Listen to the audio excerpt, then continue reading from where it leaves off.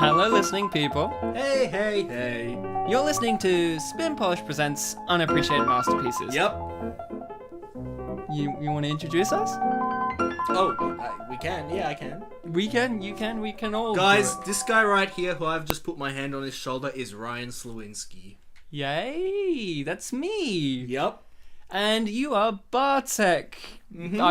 I don't know how to say your last name. That's a long last name. That is it's a very interesting last name. And we are both Spin Polish-likingly because we are always spitting, and we, of course, are both Polish, aren't we? So we always spit, but you said we're both spit in Polish, so we also spit? Yeah. Oh. Duh. Get it together, Bartek. We've been doing this for like over a year. You should get the etiquette of our show down pat by now. What do we do? We started by saying, hello, listening people, and then I'm like, how should I be funny this time? So this time I went, hey. It's like a bit of a Fat Albert. You got me. We should do Fat Albert on the show, but what are we doing? What is our show? What do we do? Well, we are Spit and Polish Presents. We present unappreciated masterpieces in this show, Unappreciated Masterpieces. Unappreciated masterpieces are what we call those movies that do not get enough love, that seemingly don't deserve to be talked about, that seemingly don't need audio commentaries, but then, we just go and make an audio commentary talking about why this film is not the thing unworthy of being talked about, but it's actually, one of the greats out there. One of the greatest films ever made. And Bartek, what film are we doing this week? Well, that's a good question, Bartek. The film that we are doing this week is Zoom, Akademia Superbohaterów. Look, I know that I said we're both Polish, but that does not necessarily mean that we both speak Polish. I don't. I know you do. I don't speak Polish. I actually don't. I assume that was Polish you were speaking. I mean, you could be tricking me and just saying gibberish, even though I may know how to speak gibberish, but I don't know how to speak Polish. What do we watch? What are we watching? The movie that we are watching, Zoom, Akademia Superbohaterów, is just Zoom. It's just Zoom? Zoom from 2006? It's not the 2015 one. There is a 2015 Zoom. I almost watched it. I'm kidding. No, so we're doing the 2006 Tim Allen superhero classic Zoom. What is it? Isn't its full name Zoom Academy of Superheroes? Superhero Academy? It's kind of like Zathura, isn't it? Zoom Sky High Edition? I don't know. So we're doing Zoom from 2006, but we don't do these films alone a lot of the time. Sometimes we have to, because we're the true heroes, but sometimes we need another hero to join us on our mighty quest to make these movies known again, to give them the honor that they deserve. Who's our hero for today? Who's our hero for today? Yeah, who's who? Who's our hero for today? It's one of our recurring guests who hasn't been on for quite a while, and I could just say it's Sam, but then people will be like, "Oh, you've had two different Sams on the show. Which Sam is it? Is it that one or this one? Is it the gay Sam that we had on for Starsky and Hutch, or is it the beardy Sam that we had on for Surf Ninjas? Have we established his beard? Yes. I don't know if we have talked about my beard. We have. Okay. Look, I'll trust you. So it's gay Sam? No. It's Sam Noonan. This is Sam Noonan, or Sir Noonan, Professor Noonan. That's what I'm often called. What are you, the villain of our podcast, Moriarty? Jeez. Professor Noonan. They're good professors, Ryan. Name one. Professor X?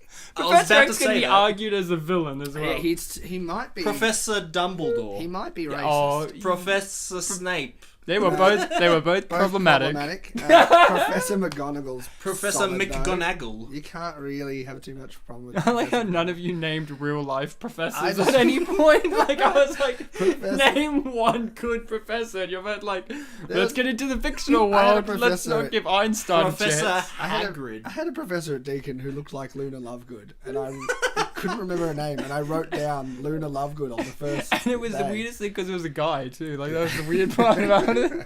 Alright, so guys, we are going to talk about the 2006 classic Zoom.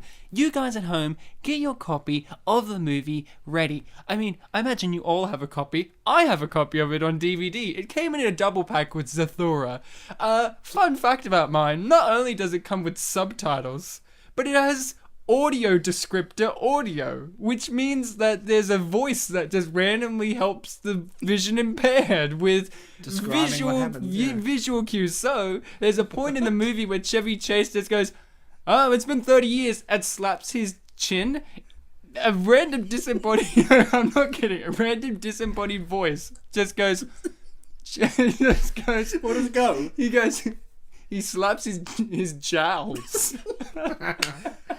It's like, just... Wait, so the scene's happening, like, do an impression of it. No, the scene's happening, so it's like, it's been 30 years, and then proceeds to slap his jowls, and then disembodied voice, he then proceeds to slap his jowls. It's like that? Yeah, and it's great because during fight sequences, it can't keep up with all the action that's going on. Does your Zathura copy have that? No, it actually says on the menu, it has little asterisks, and it's like, only this movie has audio description. Oh, no. Alright, so get your copy ready, because we're gonna start this magnificent beast of a movie in 3, 2, 1, play. So... I think you played it a little before you said play. No, right? it was spot on. Audience, make sure you do it 1 second after. I'm saying retrospective. Second after. You're saying second before. Jeez, come on, guys. A second after Ryan says play. So, let's argue more about the play button, shall we? No, so this... I like it more than the stop button because it actually There's does a song playing that you can hear that we can't hear. Yeah, there's, who knows, is it Smash Mouth? I sure hope so. Well, most of the songs in this movie were sung by Smash Mouth. Maybe. Yeah, okay, so I had never seen this movie before. I'm going to start straight out the gate. You haven't seen it before today? No, when I watched it last night, my history was I had never seen it before until having to do this show. I've got a fun fact that I can't wait to reveal. Far out. Is it that Courtney Cox is great? Because that's not that fun of a fact. That's just a legendary fact. It's not that fun, but it is a fact. No. So I had never seen it before doing this podcast, and I was really joyous about watching this movie. Like when I saw this opening credits, I was like, "Oh man, this is great! This is awesome." But then I saw music by Smash Mouth. Music by Smash Mouth, and it really took me back to 2006. Like, when certain movies you watch them, even if you never saw them when they came out, they take you back to that era. Like, automatic. When you see music by Smash Mouth, you're not thinking to yourself 2017. You're definitely thinking 2004 to 2006. 2017's pretty early. There's still time. We could get a great Smash Mouth hit. Hey, they did Under Pressure in this movie, and it was great. They did do that. So I'd never seen it, but I do have one little piece about this. In my local video store in my hometown, Why Video does the helicopter Easy, have to look like a cow? because the sky is full of milk. It's not. Jeez. It's not. It's Calmo. Cow. That's the first joke of the episode, guys. I hope you liked it. Yeah, it was good. Well, I'll have some more. He's got foreshadowing there. So my thing was, I went to my local video store. This movie came out on DVD and video at my local video store, Video Easy, Video Sleazy we called it, and they had a life-size cutout of all the characters in the store. So a life-size cutout of Chevy Chase. So it was like 6'2" or 6'3" because he's incredibly tall, and a life-size cutout of Rip Torn, and a life-size cutout of all of these characters. And then when the movie, and I was like, okay, this looks interesting. And my interpretation was, it's a movie about a superhero family. Tim Allen's their dad, like you know what I mean, and Courtney Cox is their mum. And Grandpa Rip Torn. No, seriously. No, I actually thought and Uncle Chevy Uncle and Chevy. Grandpa and Weird Grandpa drunk uncle and Grandpa who's into science. Science uncle.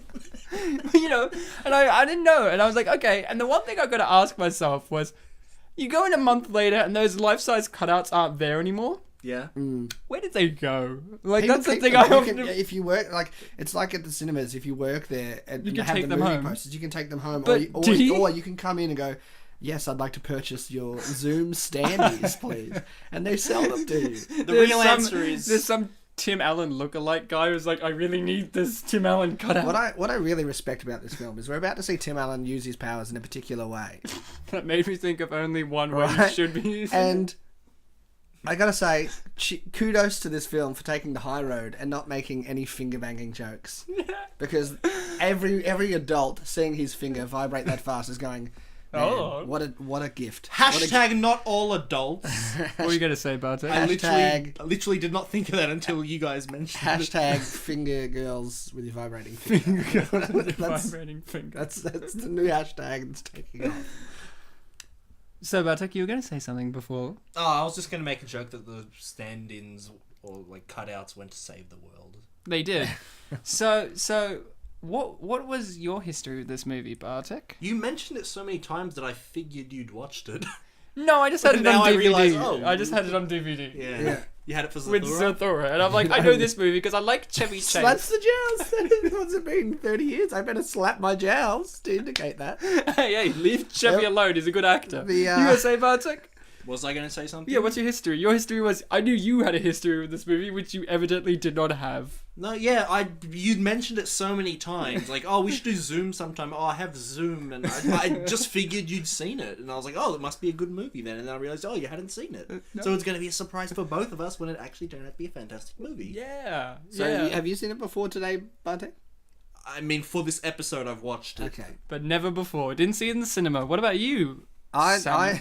This is one of those ones that I saw on Foxtel when it sort of around the time it came out, and I would have watched it with my little sister, and we would have recognised it for its brilliance immediately. Yeah, we for would its have Chevy gone, Chase, okay, yes. yep, we know this is a better film than it deserves to be just on Foxtel sort of thing. Yeah. I saw Courtney Cox's nips just then. Did you? Yeah, Dad. Were they as good as the nip blasting in Snow Day? Nothing's as good as the nip blasting in the film Snow Day. I recently watched Snow Day the other day as well. You should have listened to our commentary on that movie. It's great. When I walked into our studio here, Ryan, you and Sam were like doing something in one room, and I noticed your copy of Snow Day was there, and I was like, oh, what are they doing with Snow Day? I was touching it. I could be wrong, but I think the little girl with the superhuman strength also inspired a character from Marvel Comics in the series Runaways, where it has a roughly 10-year-old girl who has superhuman strength, and they call her like Princess Punch or something like that. Are you saying this movie inspired actual comics instead of being inspired by comics? That's revolutionary. Both. You mean Marvel takes inspiration from like non-major company superhero stuff? Wait a moment. That's Kate Mara.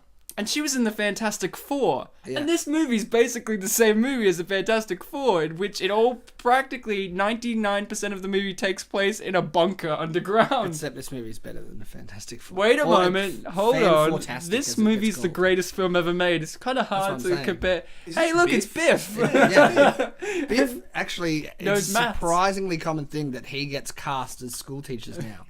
Because he's like the gym teacher in Freaks and Geeks. Yeah. And it's just like, oh, that's the character that he's allowed to play now. I really want him to be on SNL doing Trump impersonations. And it's the actor who plays Houdini here. He also always plays like comic book nerds for the most part. Oh, I thought you were going to say he always plays teachers as No. well. I'm like, it's a bit young. He was in the OC, and him and Seth Was he shot? create in a the OC? comic book together. I don't know. I Was can't he in the remember him getting What shot. You Say? No, that's not him. Wasn't everyone in that scene? Everyone I care about. Shia LaBeouf's version. I wasn't in it. Okay. Let's get down to ground rules here, boys. Yeah. This film, which superhero power out of the ones that are presented in this movie do you wish that you could have? Well, I mean, you asked that as soon as we get the right answer. My favorite part of this whole entire movie is they show this kid shirtless, like straight off the bat. Yeah. And then throughout the rest of the movie, he's in like this obvious fat suit that is obviously not this kid's This weight. kid's in this film because he's obviously developed quite a friendship with Tim Allen via Santa Claus and 2 Shaggy Dog. and Shaggy Dog. So, like, that's why he's got this role. Do you know... Sorry, yeah? This character's abilities are also in the manga and anime Naruto. Yeah. Good. The I character good. Choji. Oh, has the Choji, same yeah. powers. Yeah, they watched this and went, yeah, let's do this. Yeah. But he doesn't eat all the time, so... Choji- Oh no, this guy eats all the time. I mean, Well, he not the way eats a Choji lot. does. No, not but the this guy's eating every single scene other than this one scene. Motherfucker, don't you say that he eats more than Choji. Hey, Is I don't like, care he's about always he's Robert Downey Jr. He's always got barbecue chips in his hand and eating them. Okay. Give me that warped close up on Chevy Chase's face. One of the okay, That's guys, an establishing to shot. give okay. You all say Fat Boy, Mega Boy's powers, or the Amazing Bulk. They call him partway through the movie, which later is an actual movie that exists. By the way, the Yeah. Amazing Bulk. Inspiration. If you think that was accidental, you are kidding yourself. You think Tim Allen doesn't know the cinephile that Tim Allen is and how he's contributed to cinema over the years. If you think that's an accident, you're an absolute fool. Also, I am. also the two kids in the pool who were making fun of him. On IMDb, their characters are listed as Mean Bully and Meaner Bully. So what? One was clearly meaner than the other. Can we hold on?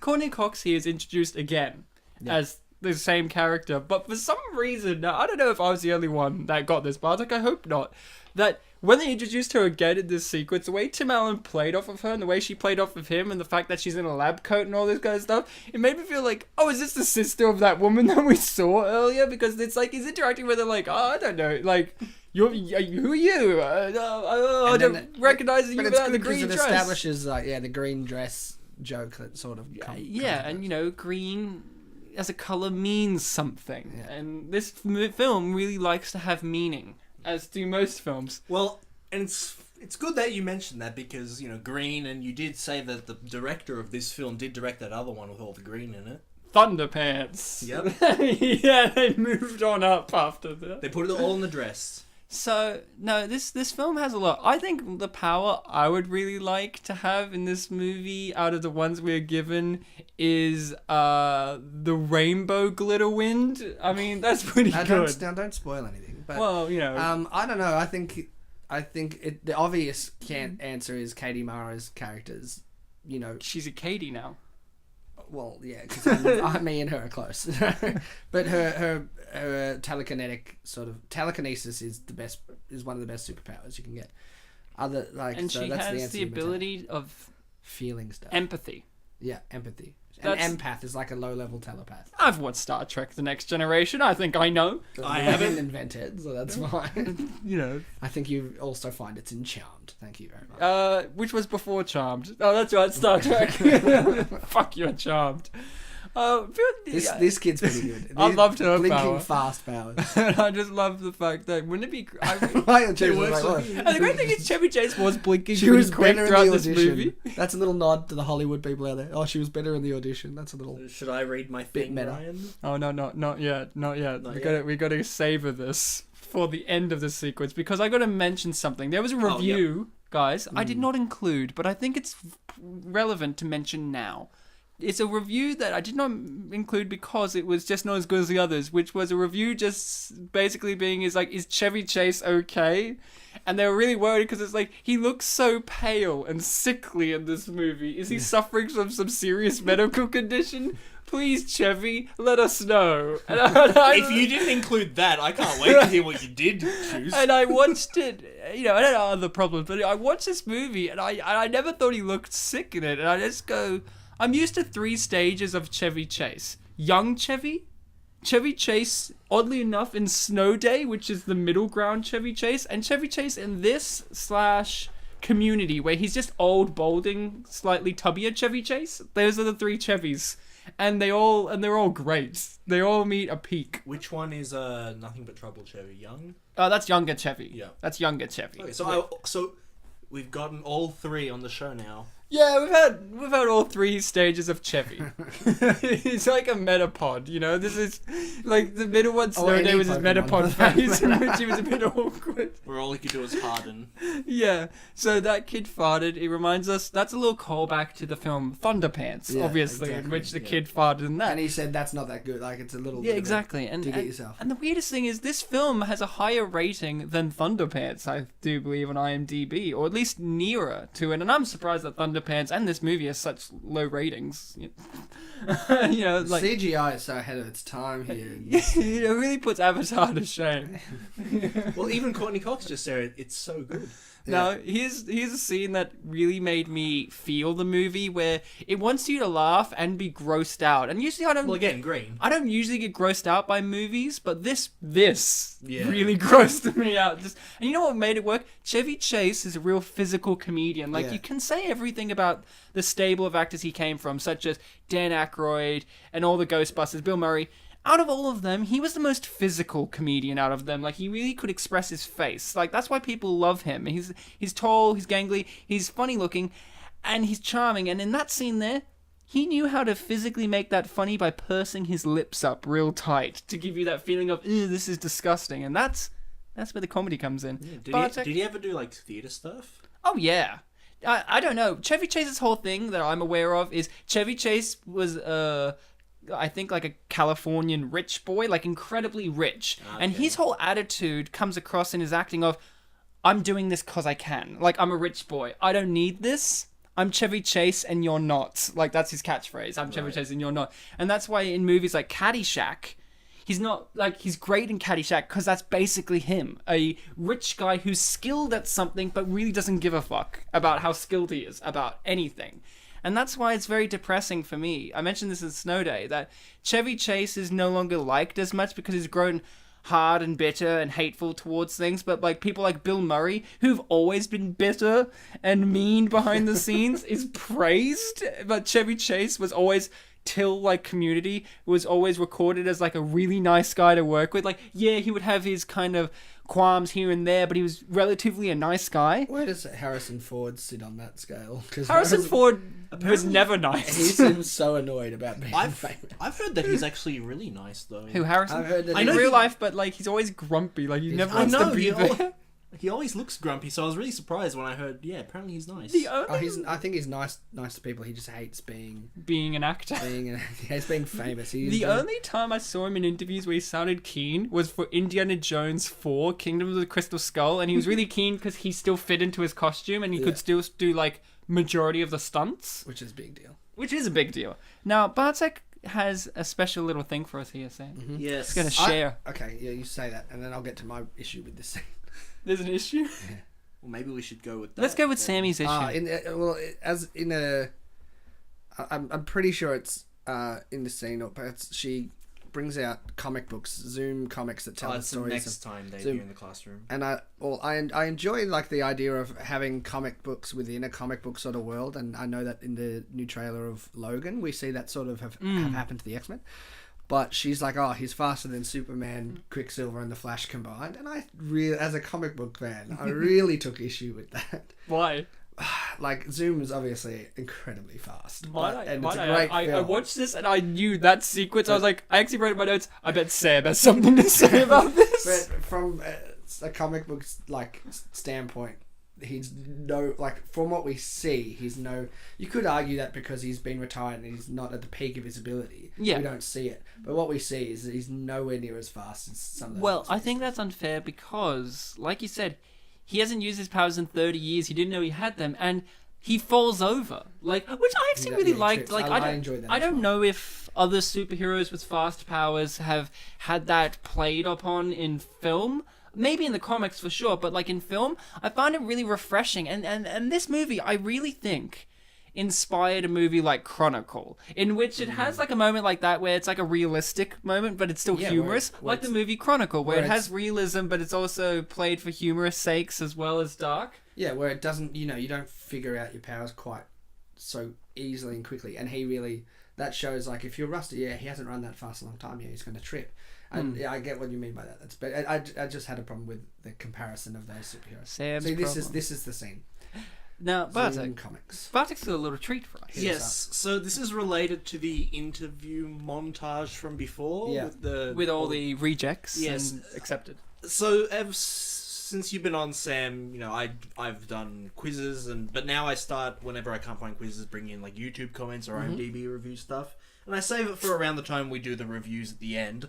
This time I couldn't really find anything because I guess 2006 films are just really hard to find things for, especially obscure-ish ones.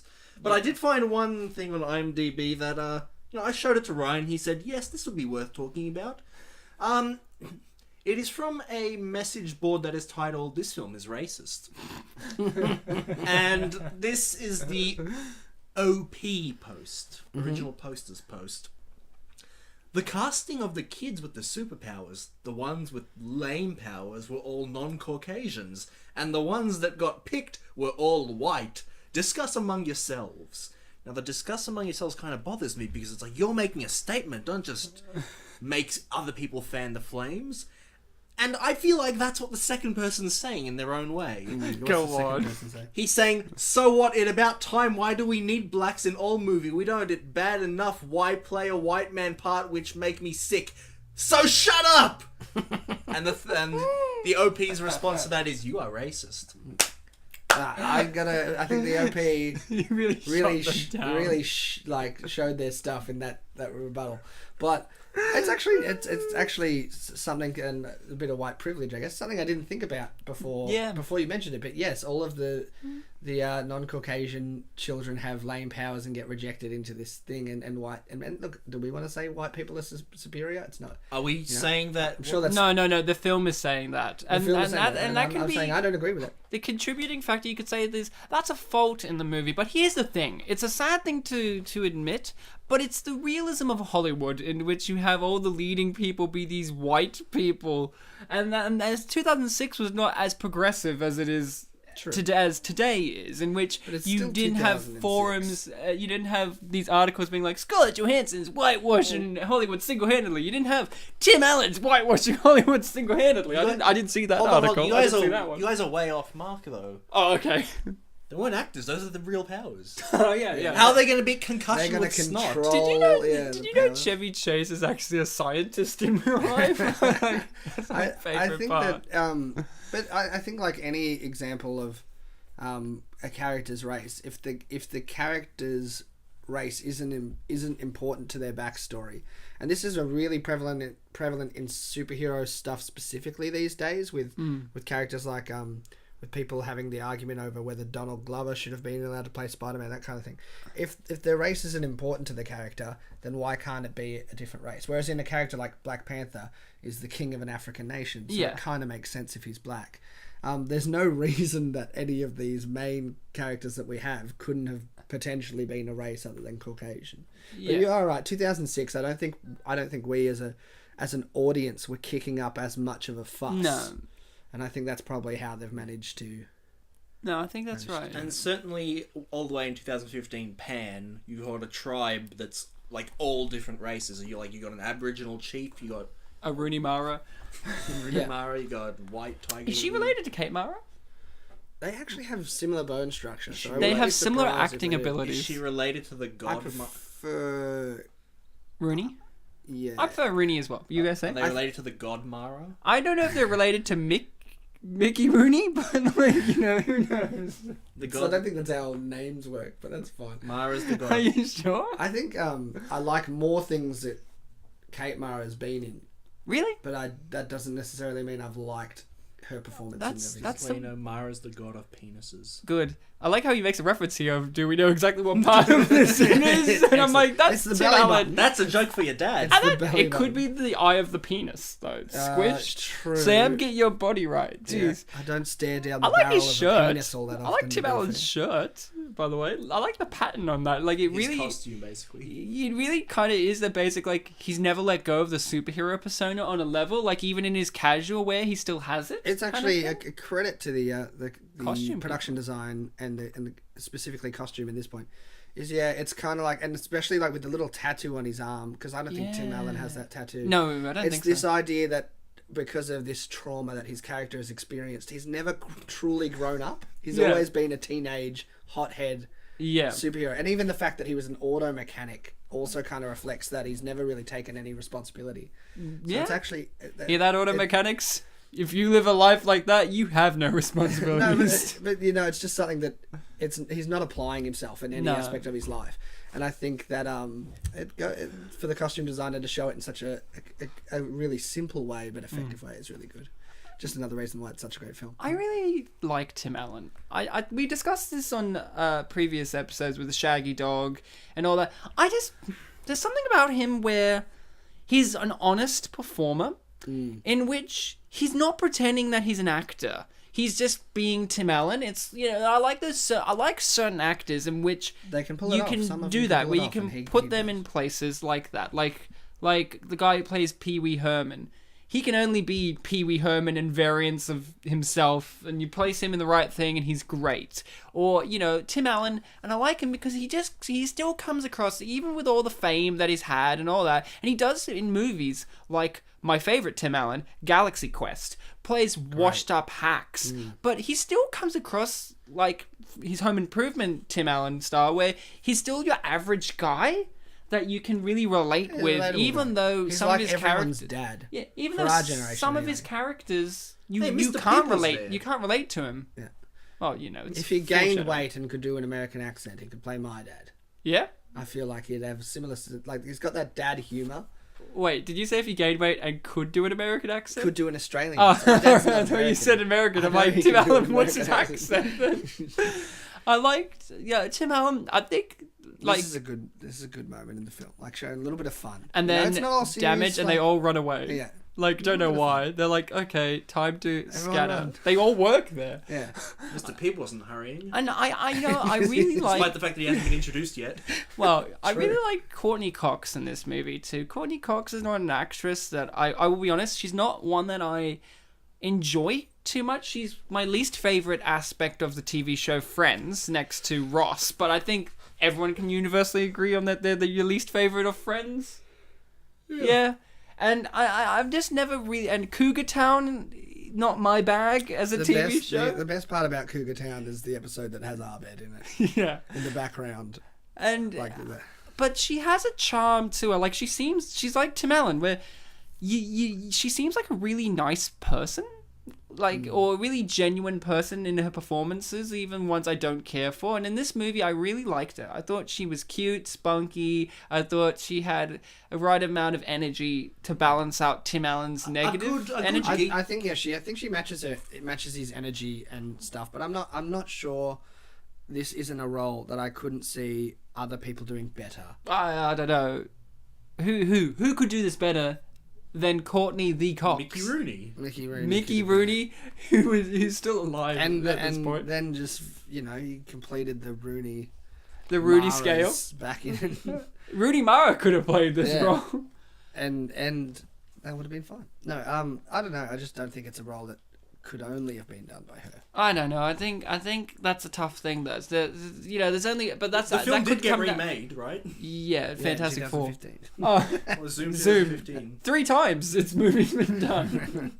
Like the real Fantastic Four has been done like 3 separate They occasions. got to round it down to, round up to Yeah, 4 well, they then. had to make low best- budget versions. The best of it. one was Roger Corman's version. Sadly, They had to keep making versions of it because if they didn't make versions of it, they'd they'd lose the rights. license, and you don't want to lose Doctor And that's, Doom. you know- He's the only reason they have the Fantastic Four because he's like Marvel's one of the best villains. Yeah. No, this sequence here where we get introduced to our little robot friend, and I like the design of the robot because it really does take you back to the era of when The he was the It's a very 80s. 80s robot. And here's the thing. It's like I short believe circuit. that Chevy Chase made this robot, and I'm not talking about the character. I mean the actor, actor. Chevy Chase. If you told me Chevy Chase is a brilliant engineer, but he In his spent this spare time doing time. comedy, Yeah, I would you. believe It's like you James, 100%. James Woods has an IQ of 170. Yeah, and he's a And he's great an actor. actor. And he's a great actor. Why But can't Chevy Chase be like a robotic engineer in his spare time? the best thing James Woods has ever done, in my opinion, it's a toss-up between, you can't go past Hercules, but I He was really... Hades, right? Yeah. Fantastic. I really like him. And Rip Thorne in that one too, Yeah. as Zeus. I really liked, oddly enough, him in the movie Chaplin. Like, being sincere, he plays a lawyer, the prosecution for the state to make Charlie Chaplin keep paying child support for a child that's not his. And James Woods is the only guy you could get to be this guy. It's so good. You should watch just the scene of him. It's kind of like Alec Baldwin in Glengarry Glen Ross, in which he gives like this giant speech where it's like, Brilliant. Coffee's only for closers. Was James Woods the guy in The Simpsons who was working at the Quick Yeah. Mart? Yeah. And he's that's like- great too. Where it's like, I gotta go. The best part is like, all right, and here's your change. Come again. And then he stops. Like, He stops Jimbo. How do you think? Do you think that was a bit sincere? To be honest, I think it was a bit forced. Can you run it with me again? And the best he part just like is- say the The damn best line. part is James Woods is not even that type of actor. No. Like, it's the greatest. He's like He's not the method actor. It's like not if the you- Daniel Day-Lewis. It's like if you did that episode of Simpsons today, what actor would you get? And it would be like Michael Cera, like, you know, like someone who would never, someone who would never play that role. someone you Bruce don't, Cook. someone you don't associate as like the best method actor of our generation. Like No. in that role, it should have been like Robert De Niro or something Oh, wrong. Daniel, like I said, Daniel, or even Leonardo DiCaprio does all this method stuff now. So Yeah. But James Woods is. I'm gonna go to a faraway distant planet to fight aliens. Oh, I can't wait for that movie. But, Yes, a movie. Back onto the scene in the lab. It's really interesting because like a lot of this film has a production design that sort of follows the 70s and 60s sort of like vibe of what comic books and superheroes Yeah. look like. And then Mr. P like looks so 80s, but the lab is the one thing that looks like it's sort of set in a modern day. Well, yeah, and that's In and a that's present day sort of fair. thing. And that's I think that's appropriate for sure. This is what you're saying was foreshadowing. Oh, The cow, the helicopter looking like a cow. No, you got the right Because pattern, later on Ryan. They use alien technology to flip cows because it's actually really hard The to flip cows. foreshadowing I said earlier was when you saw the base. This is Yeah. foreshadowing, guys. So spoilers. When you saw the base, it lit up. Wind hit like a shield or something, and it lit up with a rainbow effect. I'm like, No, oh, is that Courtney Cox just blowing on It on was- the base? No, it was the invisibility shield coming down. No, exactly. But I'm like, it was done like Courtney Cox's breath. My favorite thing was, what do you call her? Not saying in all these things, superhero powers, they all have these extravagant scientific names. You know, like, you know, phasing through things and all this crap. What is the ability, the scientific term you would come up with Courtney Cox's character's abilities of rainbow breath? Good blowies. Good Gobbies, blows. yeah. Not The gobbies, gobbies. Ryan. This scene really makes me want a milkshake. Yeah, it makes me want to come up with an alien theory just off the cuff of my shirt, like this guy does. This guy was the nearly other my thing. favorite character, by the way. He got snuffed up by someone else. I won't tell you who until they come up. This is the other thing. This, like, I won't call it a plot hole because it's not a plot hole, and how dare you? But they never, Take that, you. they Fuck never you, again, Ryan, how dare you? never again address like a flying saucer and aliens being a part of this potential story, and that's because Well, we live, in Yeah. a time where no one believes that, no one even believes though the them. X-Files But it's was on. also like it's obviously setting up for like a potential sequel with a much bigger villain and higher stakes. Oh, yes, the guy who the works old at the man. burger restaurant. Who works at Wendy's. He's like made his own flying saucer. Yeah, And he wages war with an intergalactic aliens are race. obviously meant to be the villains of the sequel. He's a fairly. Are you saying this guy's not human? Is that what you're telling me? I like He's this a- guy. They always send undercover people. He's a fairly old man working at Wendy's. Wendy's. So maybe Maybe in he is in maybe Wendy's. there's a today's deep story to economy, him. Maybe man. there's an Oscar-winning. I mean, story. 2006 was probably early for like the economy Of breakdown Wendy's. sort of thing. So Didn't that happen in 08? Guys, that's why I said he's Oh, Wendy's husband. Let him work at his wife's store. Jesus. that. He's just a poor old man wanting to make his wife proud of him. It's like, I can't remember. I remember there was a comic of some sort, a little internet comic where this guy's working in this shop and he's like reminiscing. It's like him and his wife, and it's like, we're always going to work here together. It's like him now as an old man and she's not there. He's like really upset, takes the bus home. He's like really upset, like reminiscing. He's like crying about it. Comes home, he's like got like, really sad look at his face, opens up the door and his wife's just sitting on the couch really fat eating some chicken, and is just like, what have you, and he like I think bitches about it. It's like, that was one day I said That's that. almost a really like good premise for a film, but I think that like it's sadder if she's dead. No, that's exactly what you think. You think he's gonna go home and she's So dead, that's but the in joke, fact, yeah. but in Subverting fact, she's just lazy.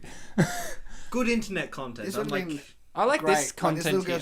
girl's just play with his face. And it's weird because it's not actually the little girl's hand. No, of course it's not. Like it's some grip's hand. They're Some like, key grip. they're like, Costanza's find us the smallest hand. Smallest in and grip. feminine hands, please. And they're like, all right, let's get over there. It would be really great if it was actually Donald Trump. I was on waiting for set. like, yeah, where's the Trump joke coming? There it is. When Sam was saying before about like about the fact it was like 2006 and the economy or whatever. It's like, and you're like, why would there be an old man working at this place? I'm like, well, we live in a Trump world as president. Anything can happen in reality now. I mean, the idea of an old man work. This film really is tackling the issues that face us today. This actress, who's very young, is doing such a good job. If you and like, we're not watching it with the sound, so we get the benefit of only seeing her facial expressions and working off that. But she was actually doing an excellent job of looking scared and stuff there. I And really have to liked her hats off. scenes a lot.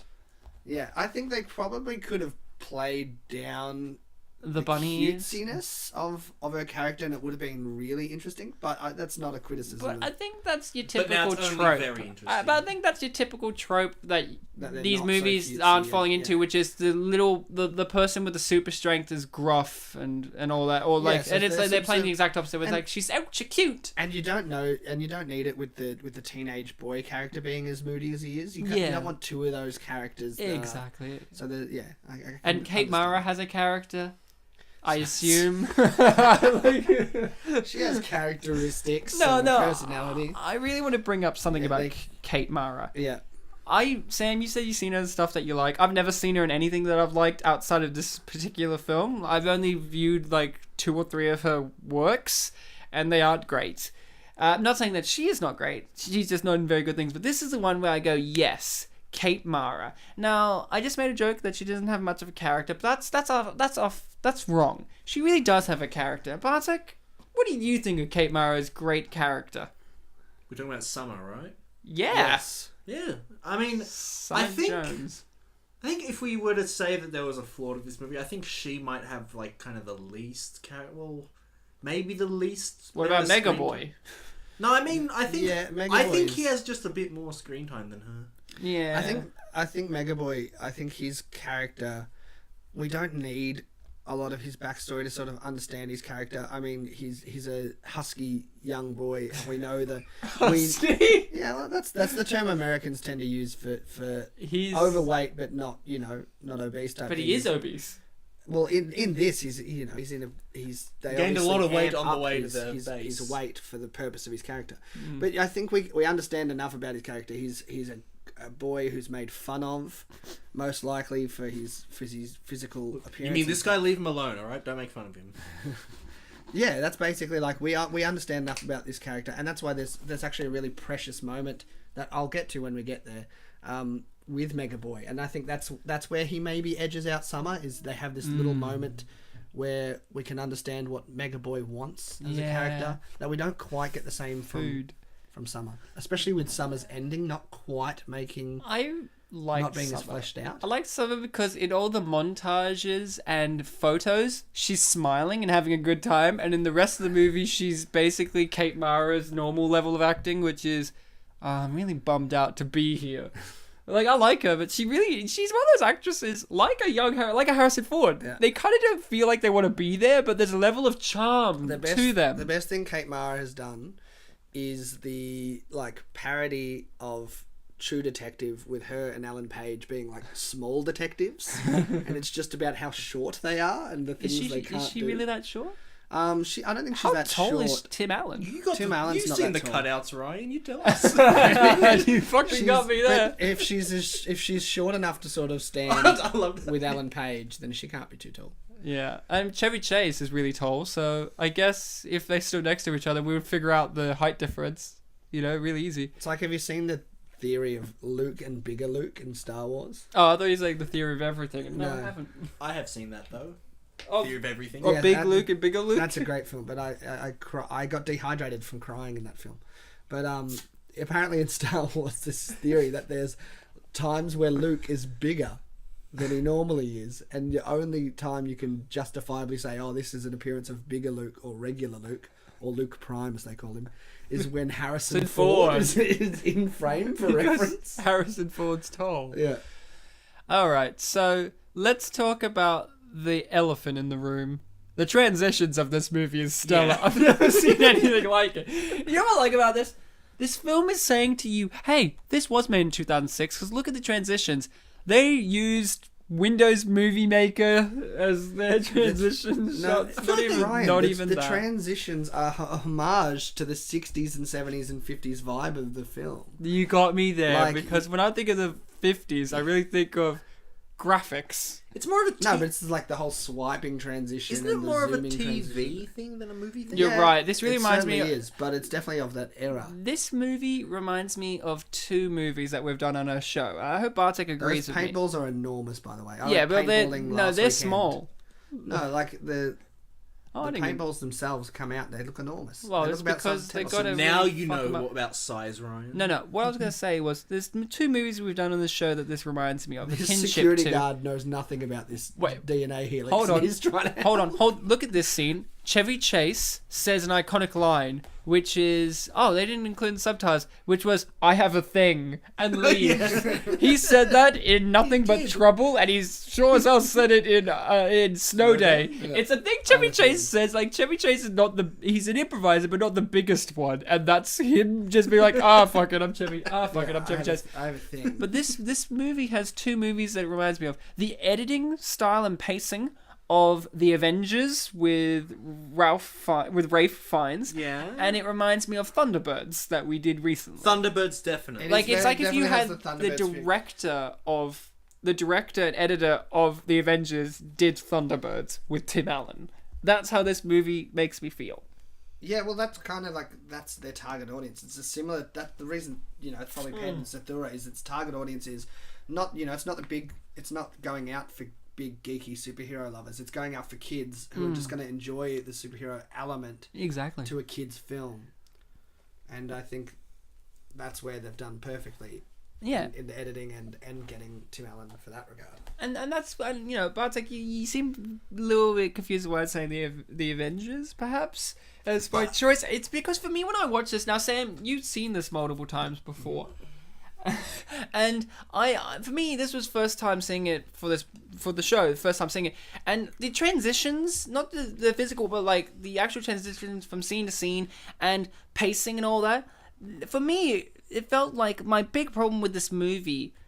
One of my big problems is, and I do have problems, this is a masterpiece, but you still have to address the faults. And for me, it felt like scenes were missing, or Yes. character developments weren't there, and you just have to be like, I guess he's no longer moody teen now. And that reminds me of the Avengers, in which it's this surrealist, artistic style of doing it. And this film makes me feel the same way, where it's like you're reading a comic book, but someone's ripped out a page, and you just have to read the next one. And that's a really interesting conversation to have, because you're going, at what point, like, where does the fault lie in that? Is it that they've cut it down because they had to make it a kid-friendly sized film? Yeah. And so that maybe there are those scenes missing on the editing room floor? So is that a producer's problem? Is it the editor's, like, stuff up? Or is it that it was not written in? Or that's is it where all it on comes- purpose for us to find out more in the sequel that they bait us with at the end? I think that but I think the transition for is his name Zach? Zacky boy, Is his name the teenage boy? Mr. West, yeah. Yeah, I think I think his character is I feel like the transition from teeny, like, moody guy to being cooperative kind of comes from that scene in the prison. Is that, like, Tim Allen's willing to tell him, I was where you are, like, this. I understand it's a tough sort of. Look how curled this little girl's hair is in this scene. Yeah, well, Kate Mara was curling her hair for her How much was she with her mind. with her telekinetic Ryan, did you need hot rollers? Did you need to, like, hold someone's hand for this scene? I had a lot of feelings about this scene with Chevy. I felt this was unfair to Mr. Chase. He's a sick man, evidently. I guess this would be What? I guess this would be the scene where he looks sick. How did the insurance company approve of this? No, I think Look, he's got a sweat on. Like, why has he got that I happening? think that this goes to what you were saying, is that he's such an excellent physical actor, and you said it with his face, but he also does it with his body. Oh yeah, definitely. And putting him in this kind of, you can't have Chevy Chase in a film and not have this kind of scene in it. You can't not give him the room to do what he's doing in this scene. I just, when I see Chevy, you know, in movies like this and the later part of his career where you could say he's on the decline before Community, Yeah. I feel hopeful for his future still, because he's still like, and I will be honest, out of all the movies we've done with Chevy, Nothing But Trouble, Snow Day, and this, I don't know how you feel, Bartek, but I feel like this is the one where I actually felt like he was having fun and trying. Yeah, not saying he's not having fun in the other two. But he Nothing But definitely- Trouble, it's- definitely not having fun. Yeah. But he found his own fun by just saying "fuck you." And Snow Day, he was having a little bit of fun. I've seen the special features of Snow Day, and I do think he did have He at had least a decent decent little fun, but he was there I just. think he's having a good time here. And look at this, you know, that singing bit. Like, and I feel like out of this is the Chevy Chase that we didn't get to see too much, even in his bigger parts of his career, where he's just having fun. This is just fun. Like, you know, he's great. And he can afford to do stuff like that. Exactly, he's Chevy Chase. You're not. Like, you know, that's it. Like, and it makes me hopeful. And then I know deep down the road, this is the great sequence here where they've just got to do the good, the bad, and the ugly. And who's the bad here? It's obviously the little girl. And the good, Chevy Chase. And the ugly, the skunk. I mean, obviously. Thank God, I thought you were going to say me. You're ugly, yeah. I No, disagree, but I don't think I did- Bartek's ugly at Thanks, Sam. I didn't say. So, you know, Chevy Chase. all. It's really well shot, that sequence, though. That sequence of shots. This sequence here where Chevy Chase's face is just in, you know, like if Stanley Kubrick shot that, perfect. Like It'd be Oscar worthy. Yeah. Like how he wasn't even trying to go away. It's snobby Hollywood is what it is. Snobbywood. Snobbywood. Yeah, snobby, more like snubby, because they snubbed this film at the Oscars. Yeah, I Yeah. mean, where was Courtney Cox's nomination? Well, I mean, Only she could play this role. If Suicide Squad can get a nomination for hair and makeup, why not this film? Did it really? And actually, I think You're makeup kidding, and right? It costumes. got nominated for Os- something. Nominated for makeup and costumes. For the joke? No, for all of it, but all like, of it. Like the again, say what you want about Suicide Squad, but if you actually costumes are well done, and the makeup is well done for the aesthetic. I mean, of the the film. costumes are well done because they are actually wearing clothes. So I guess Yeah. ticking that biggest one- box. Well, the three of us could be nominated. Fuck. Spin Polish Presents nominated for costume design. Ah, but shit, Ryan, you're not wearing shorts, so... You know. Fuck. No, that's why we I don't win, think I've because ever we're showing seen you wear diversity. shorts. Yeah. We're showing We're all wearing diversity. t-shirts. Oh, but yours is tucked in, so I guess. Mine's tucked in. It's got it's got And he wears writing a on belt. it. It's black. Yeah, but we Those have are nothing. literally the kind of pants I wear to school. When I have to be professional enough to have a regular job, those I'm are, professional all the time, so those are the pants I wear. when I go to my job, I just wear slacks. I also have slacks. You're slack. So I like this is this. when we find out he is worthy of being lead of the team because he Yeah. can literally see the way. And While Kate Mara, who's been, you know, arguably the most sensible, level-headed, and also the one with the arguably one of the best abilities you could have, is just second in charge. You know, whatever. well, it's interesting girl. because from a standpoint of how powers work, it can kind of make sense. And he says that, you know, marksman on his team was someone who had this ability, and that makes sense again because if you're a marksman, you want to be able to see far and that sort of stuff. Yeah. But it works for that character because, his powers are to do with sight and his powers are to do Yeah. with light. So you Like can Cyclops. well, you can argue that, well, if his powers extend from invisibility and it's about the visible spectrum, then maybe he can see in the way that we just saw him see. Yeah, exactly. Like, no, obviously, I just mentioned Cyclops. This movie obviously has a lot of homage to the X-Men. Yes, in fact, there's symbols. They're wearing we see yellow. X symbols. When Cindy's throwing those weights when they tip Yeah. over, there's X symbols and stuff. There's a lot going on. I've got a joke. I'm going to say the joke now. Okay. And, when I say it, you have to clap. Okay. So he's like Cyclops, so he's like Cyclops, right? I got the clap from that joke. Jesus. Good on you, Sam. No, my thing was about this, this film with West Zach West, and Summer Jones, and I can't remember what's the little girl's name. Princess. Cindy Princess. It's I'm not sure. I can't remember her last name, but it's oh no, this is my fun fact. That's Rory from Gilmore Girls? No, well, yes. No, but that's Fez, Fez from that 70s show. And if we eliminate who the people are, he might have been the leader of their team. He 'Cause was probably. He's sitting front and centre, and the other dude on the team, who's not Tim Allen's character, is Concussion, as we know. Oh, Colossus, yeah. So it's When I read the trivia, and I'm like, oh, and Wilmer Vanderarma played one of the guys in the photo. I'm like, oh, jeez, I missed that. I watched noticed this it my last first trip around, and we were on Foxtel, and I paused it and rewound it. I'm like, is Fez a superhero? And then when I saw it, I'm like, oh my god, how did I miss that? Yeah. My girlfriend watched it last night. She's like, hey, I think that's Rory from Gilmore Girls. And I'm not a big fan of Gilmore Girls. And It goes to show that we noticed the Fez. I didn't notice. To be honest, I didn't pay attention. But here's the thing. That day, my girlfriend walked, because I know a lot of quotes. My girlfriend walked up to me and was just like, hey, Ryan, do you know this quote? Oh, wait a moment. No, it's from Gilmore Girls. You won't know this quote. I'm like, oh, I'm sorry, I don't know the quote from Gilmore Guys. I'm sorry. And then later on, she's like, is that Rory from Gilmore Girls? And I'm like, I don't know if it's Rory from more Gil Girls. Like, I don't know. I don't know Gilmore Girls. I evidently did not notice Fez. I disapprove disapprove disappointed. of Gilmore Girls as a concept in a show. Wait, But are we'll you get into that later. disapproving of Gilmore Girls? Yes, I mean, I am. jeez. I think it promotes an unhealthy relationship between a mother and a daughter. What's the concept? Daughter raises her mother like a daughter. Kind of that like it's kind the of idea. mother-daughter, but like the mother's just young enough to maybe still be like hot single mum. And 'Cause she had the kid when she was, like, 16. Like her and her daughter's 16, and they literally have all the exact same problems. Yeah, like, And oh, it's mom, just- I got my period. Oh, me too. Oh. Let's order ice cream together, and I have a problem with this boy, and the mum's like, oh well, I've already fucked that boy, so it's like, oh, we have the same.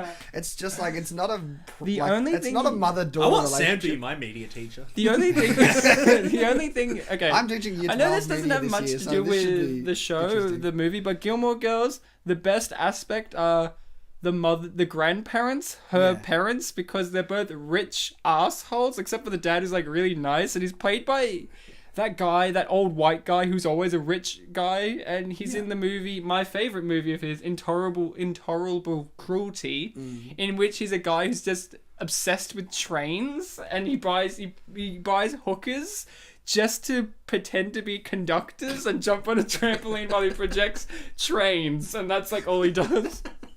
This scene really got me because it made you think of The Incredibles. Yeah, and you know what? I love that kind of scene where we see them like because Inventing part of tech to make them better. inventing the costume, and we see that a lot in TV shows. Like we see it in the first episode of Supergirl, but the idea of coming up with the costume, coming up with the look, and coming up with the names and that sort of stuff.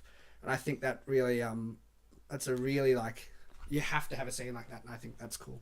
No, I full-heartedly agree. Now, did we have a least Remember favorite? that vibrating finger hashtag because it's Yeah. about to come. Did we have a least favorite character in this movie? It's very It's hard. hard to. It's hard to pick. It's hard to because I think all of the characters have like redeemable Qualities. They all have flaws, which is good, which makes it realistic and good to watch. Yeah, And they all have redeemable qualities as well. I think my least favorite would have to be Rip Torn. Maybe. Yes, Because he's the antagonist. Exactly, he's the antagonist. Next to You're just still salty. Well, about Freddy he's got fingered. essentially he's more so the antagonist than Concussion. yeah, Because and, he's you putting know, them through dangerous situations. He's even when Concussion's a good guy, he's maybe still not like Rip Thorne's still not. He's kind of representative of Tim Allen's earlier in the movie persona, the Yeah, more you extremist know, type. Colossus. Far out. I keep calling him Colossus. He Concussed. Concussion. Far out. Concussion. Yeah. I almost said Congress just then. Congress himself. I liked him a lot, actually.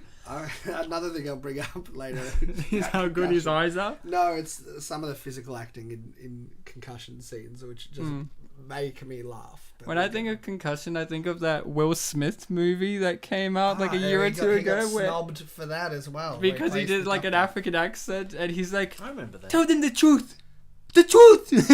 He's like, the great thing about that kind of African accent is, no matter how intense one is trying to be, it's still, like, no offense, I mean, it's so terrible, but it's still, and especially for Will Smith, whose accent is not that naturally, even when you're trying to be intense, being like, tell the truth, it still comes across as nice, like, calming. Yeah, but and like, please. but when they're in distress, then it sounds really funny. Do we think that I don't remember them saying it, but do we think the significance of the site of where he lands, because it's already got like scorch marks? Is this where concussion disappeared? Yeah. Originally. Yeah, that's how Tim Allen knew to go there. Well, I think it was originally going to arrive where Tim Allen was. They say that the Oh, he's going it's towards moved. Timmy he's, boy. He's coming towards Tim Allen.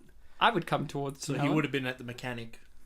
Yeah. He's like, "Where's your car?" I would have been in like that movie where Concussion would have arrived in the middle of a populated town if they hadn't have gotten Zoom to come with them. So Chevy Chase is a real hero. Now here's a sequence. Now Bartek, can you tell That's me? me. Can you tell me what movie that we've done on this show reminds you of this sequence? Yes. I think you already know. Yes, because when she gets the dress, that is her dress. Yeah, it's her dress in the movie Vampire Academy and this movie. Speaking of I haven't Academy, seen Wait a Vampire moment. Academy, but Both- I've seen some of it. Both movies have very attractive women. Like I don't think Kate Mara is that attractive. Like she's fine. I think she's a realistic She's attractive. fine. Yeah, no, Like, she's which fine. I like to see in films. I like to see what was that you know, adjective you used?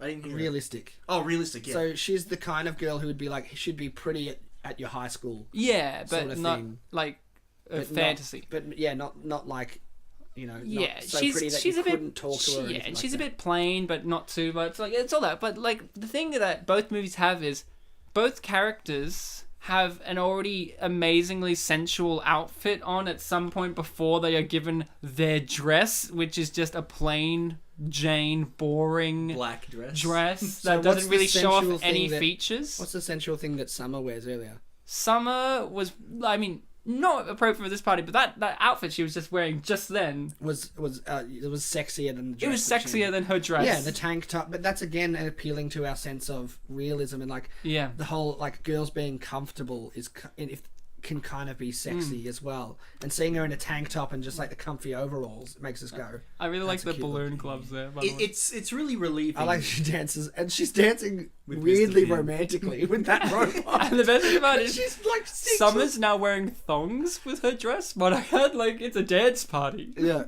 Worst I would wear choice. thongs because I love the feeling of cold concrete on my bare feet. So I'm with Summer on this one. I think Courtney Cox looks really attractive in this sequence But- here. Yeah, she does. But I Courtney- think it's better than that green dress she had on earlier.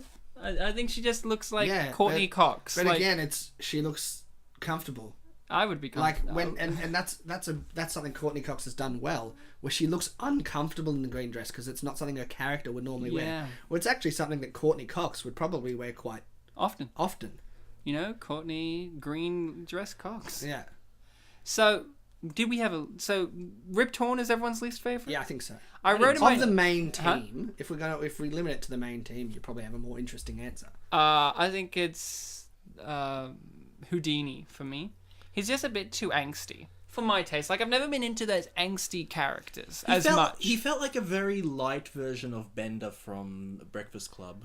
Yeah. Oh, I thought you were saying Bender from Futurama, I- and I was like, That's why I had to weird. say Breakfast Club. I can like an angsty character, but it has to like fit in with the dynamic. And I think with a team of, with Tim Allen kind of being the grumpy guy, that Yeah. you don't, it might be too much that you've got two characters that have that kind of attitude. Yeah. But that's intentional as well. You're meant to see And they have him as a young Tim Allen's and version. and he has to have And- someone to butt heads with. yeah, And they- exactly. and they Otherwise emphas- things go too smoothly. That's not interesting. Yeah, and they emphasize the whole thing of how the group they're called kids by everyone, so it's like, oh, you know, they've got their, you know, developmental kind of things going yeah, on. they have to grow. Like Hmm. most of these are like So, like- midway through puberty. Yeah, sort of so thing. when Tim Allen does that whole, I don't know, dude thing, and the guy's just like, you know, whatever, I'm getting out of here. It's like, well, come on, Tim, he's a kid. You know, yeah. Why are you trying to like make him look or feel like an idiot? Yeah. And that's the idea. Tim doesn't spend time with kids. He spends time with cars and fingering ladies with his vibrating finger. Yeah. Did you find it kind Time of? at Sexpo where he puts on a show. You know how a couple of scenes ago, back when they were questioning whether Tim Allen was it liked or cared about them? Or Yeah. something? Yes. Did you find it weird how that happened after the already tender scene where the girl, you know, slept in his room? Yeah, it's really good that you put tender before you said that. That's interesting, Bartek. But remember that only Cindy is aware of the fact that they had that. But in that scene, the other characters don't have any tender Tim. Don't have any tender. Yeah, but in that scene, and this is where we get Summer's tender moment with him, like, "Oh no, you look great," sort of thing. So I can understand that. Scene, they asked like Cindy, "Hey, Cindy, let's come with us. Let's go," and she was like, "Yeah, okay, we're going." But I think it's fair enough to say that Cindy's also developed a stronger bond with Summer and a stronger bond with these teens because we have them having their food fight. And all that sort of fellow stuff. kids. That she's going to go with the fellow kids. Yeah, the fellow kids. That's where you feel. This is my favourite scene in the whole film. Wow. And this is where I feel we have a tender moment between characters. And this is where I feel like they evolve. The characters come together as a team. Yeah. And yes, we've seen that they've gotten better at their fighting and we've had the montage of them improving as superheroes. But this is where a team is formed. Yeah, and I think it's really great that it starts out with the antagonist coming into full fruition as well, with Rip Torn just before this being like, no, we're doing this shit. We're going to make them. I wrote in my notes that Rip just tore because he finally let loose in this. And I like the sequence too. It's like, this is where the plot really begins with this Jon Favreau looking guard. I don't know. That was a reference to Zathura. Yeah, but...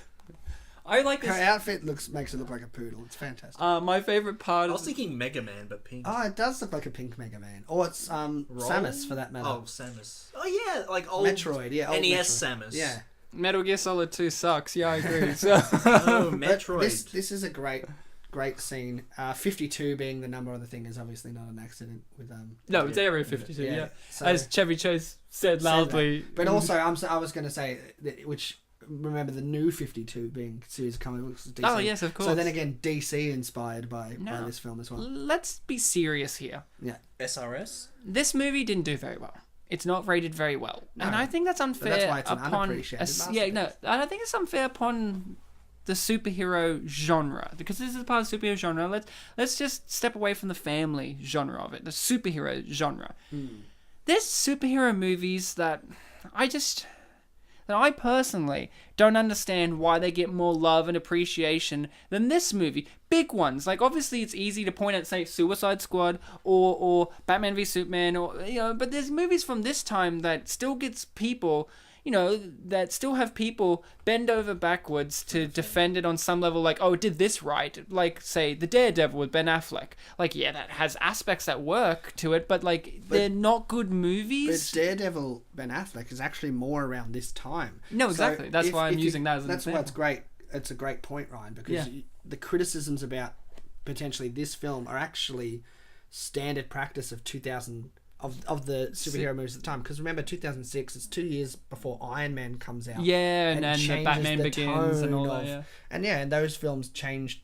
Batman Begins was 2005, but it was it was on a whole different plane anyway. Yeah. But those films that changed the tone of superhero films from then onwards. So this is actually, it fits right in with the superhero films of the time anyway. So I think it's an invalid criticism from most people. Yeah, exactly. And I just find it frustrating for me. We live in an age now in which superheroes are conquering the movies. Yeah. We've had this discussion on the podcast before, but with the problem of...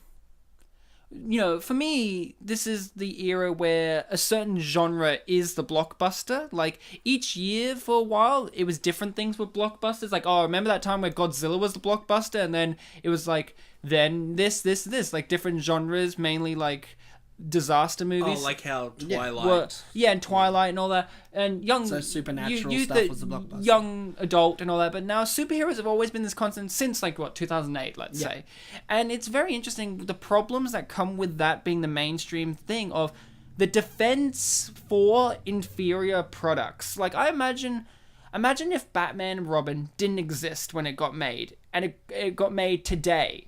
How many people would be like, no, Batman perfect. And Robin's great. Like, yeah, and that's why they would probably say, oh, it's in reference to the campy 60s. Yeah, exactly. And you can justify anything. And this movie, I feel like, doesn't get enough defense and justification. While movies like Batman vs Superman, which goes for like 3 million years long, has no focus. Yeah.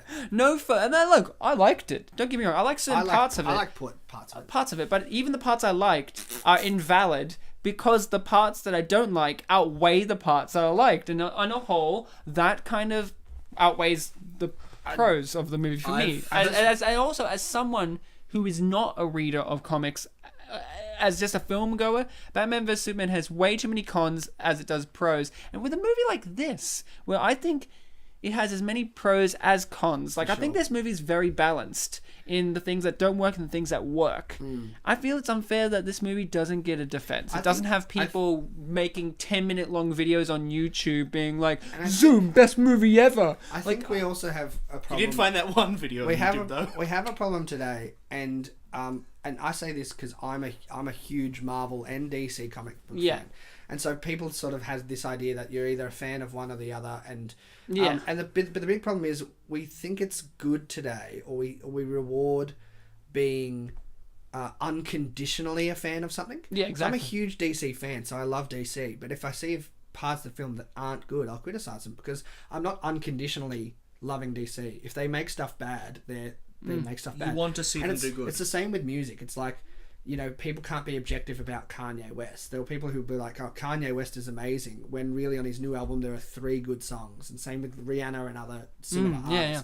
That if they're a big person, like, there are people who will love them no matter the quality no matter of what what. they do. Yeah, exactly. But I wanted to say earlier with this that the tender moment I really enjoyed in this film, and it's a small tender moment where I think Mega Boy edges over Summer, is when they're coming up with the names, and Houdini, they call him Houdini, which is a great one, and he asks Mega Boy, what do you call me? And he says Houdini, and he calls him Mega Boy. And it's kind of cool because we talked about Mega Boy being like the fat kid that people make fun of. And what he's mean bully and meaner bully. Essentially what we see between him and Houdini is that they've developed a big brother little brother relationship, and that's probably all someone like Tucker has really wanted is a friend who likes him. And so that's why I think it's really tender moment. And I think that's where Tucker edges out Summer. This guy was my second favorite character in the entire movie. Like, because a line delivery he has here where he gets lifted up and he's, look at him. And he just goes, Put me down. Put me down. No, he doesn't even say it like that. He just goes, put me down, Miss Jones. It's like this has happened to him before. Yeah.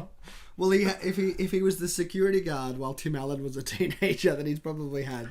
And here's something. Now, you know, I'm not big into comics, so I may be wrong, but Kate Mara throughout this movie, like, has a really cheeky smile and puts her hands on her hips, and she does all of this stuff. And you mentioned Ellen Page before, and I feel like Ellen Page could have been in this movie, and Kate Mara could have been in the X-Men movie, like. Easily. Because they kind of are, not say they're interchangeable, but they both really meet a certain, like, little niche. But they're both very different. Like, yeah, they're actually very different, but I get what you mean. They kind of both fit this, like, young teenage, not quirky girl, but just sort of off what you'd expect from a regular teenage girl character. Yeah, like, and they're just a bit off. In that regard, they're potentially interchangeable. Also, I think Kate Mara would make a great, like, android in a movie, like, you know, or in real life. Like you know how you have movies like Ex Machina, or one that came out last year, Morgan, directed by the son of Ridley Scott, that had the lead actress from the movie The Witch. There's certain actresses that you could just see playing good androids, like Scarlett Johansson. Like, Scarlett Johansson would be a great android. Would Rooney Mara be in the remake of Terminator 3? Rooney Mara or Kate Mara? Was it Kate Mara? I'm sorry. Oh, no. Kate Mara can be Arnold, and Rooney can be the evil woman. So who's Rooney Mara again? Rooney Mara is Tiger Lily. Right. Fuck, you don't know your Maras. Or the girl I know the god Mara. Girl with the dragon tattoo sort of thing. Too many Maras. There's really basically 2. There's too many. I liked that the spaceship has an interesting design to it. Like you said, 60s, but it also reminds me that these people sat down and watched Independence Day. Yeah. Which is always good to reference. Made me think of, like, toothpaste, kind of. Delicious. Made you think of toothpaste? Well, because, you know, toothpaste is kind of associated with, like, bathrooms which are really clean, and that, and like, look really clean and sterile and kind of, and they're very white, and they have, like, a futuristic bathroom for some reason. Yeah. Except for that toothpaste ad where it's the guy and he looks like he's in the bathroom in The Shining. Yeah. And he's like, those furry things all over your mouth. And I'm like, what? Get out of there. That's why Jack Nicholson killed his family. Get out. Like, Bartek. Yes, Ryan? For you, me. What is it that weighs this movie down? What is it that makes it unappreciated? You mentioned way earlier during the tender scene that they were kind of playing against, or no, they were playing for certain tropes about child characters, and that kind of made me get to thinking about how this film plays against a lot of typical pacing and story conventions. For example, the scene where Rip Torn has established himself as not really the antagonist, but like he gets serious and mentions like, okay, this is gonna happen now. That was about an hour in the film, and there was about 25 minutes left. Yeah. In a lot of films, and we can even compare this to, say, Kingsman. You remember in Kingsman there was a scene where they had like the whole training thing? Yeah. And of the whole film, how long did that take? I don't know, like 10 minutes? 10 minutes. This film is majority that.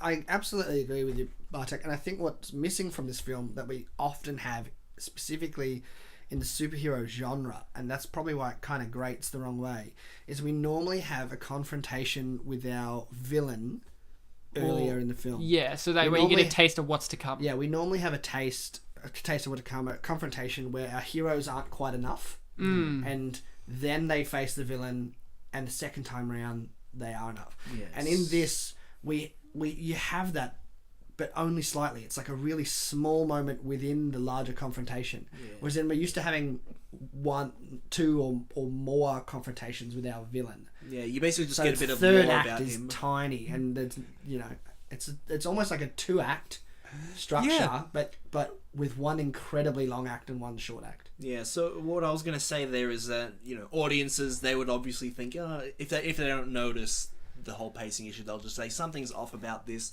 But this kind of, I guess, this film focuses in on more like an indie mindset in that let's do one thing that's common, but let's do that thing really well. So it was taking this whole concept of the training, the build up to the later stuff, and just being like, let's just do that for most of it and just do it really well. Yeah, I agree, and I think in Fan 4 Stick, I think they actually have a similar thing where the first act of the film about bringing together our characters and how they get their powers is actually done incredibly well, and then people are like, okay, now what are we going to do for the second half of the film? Then they get their powers. Yeah, and I think in Fan 4 Stick, that from when they have their explosion and he looks back at his leg and it's stretched. Yeah. If you'd ended the film there, it would have potentially been a great short film. Yeah. Great short film, or an episode to the Netflix series that they should have gotten, or something like that. Yeah, my favorite. That's one of my favorite things about superhero movies like that. The bad ones is they have those gems, like Spider-Man 3. The whole the Sandman being created is a great short film. Yeah. In a terrible movie. Yeah, and that's a very common held opinion because it's objectively gorgeous, beautifully put together. So, Bartek, you think it's all that stuff, huh? Pacings? What? The pacing of this weighs it down. This style.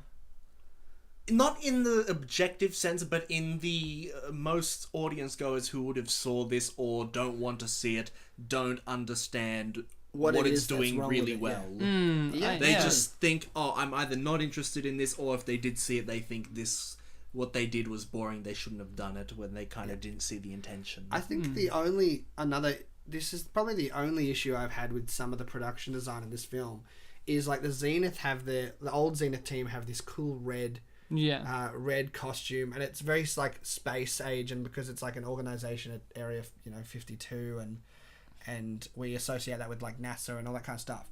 And the new Zenith team are all in white, so it kind of follows our expectations of those kind of suits today. Yeah. But Zoom's suit is black. Yeah, but that's because Chevy Chase made it for him. Made it for him back then. But Chevy Chase is also making all of the suits. Yeah, but he doesn't know that. So he wouldn't make a new one because Zoom doesn't have powers. No, but what I'm saying is, couldn't he have made their suits to match that design sensibility? Because I think that they would look cooler if they all had Zoom's the white suits are kind of reminding me of Austin Powers 2 when they go to the moon base. Yeah. No, it reminds me of Bruce Lee.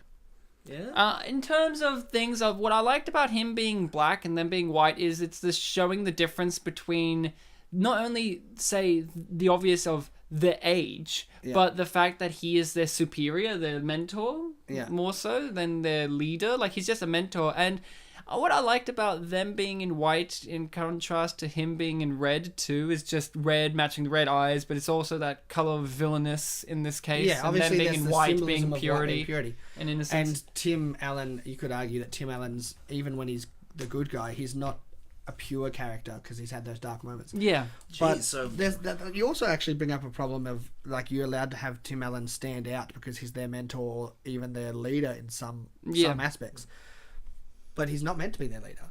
But that's where a sequel would be really interesting, is seeing a dynamic where Tim Allen's taught them all and kind of has this natural inclination to try and tell them what to do and lead them. Yeah, he becomes their Professor X. He's not meant to be their leader. Yeah. You know? And yes, it'd be similar to Professor X and Xavier, but and Cyclops. But the difference is Professor X doesn't go out on the field, no, exactly. where Zoom would. But Zoom, I guess you could argue, like, I don't know, this is all theory, but Zoom could be the Wolverine to their team, where he's like a leader, kinda, but Cyclops is their leader. Like, you'd have that dynamic there, where it's like, I'm old, I know what I'm doing. Yeah, exactly. But like, I don't think that would be the case, obviously. And also, if the end sequence is to go off, Concussion's part of their team as well.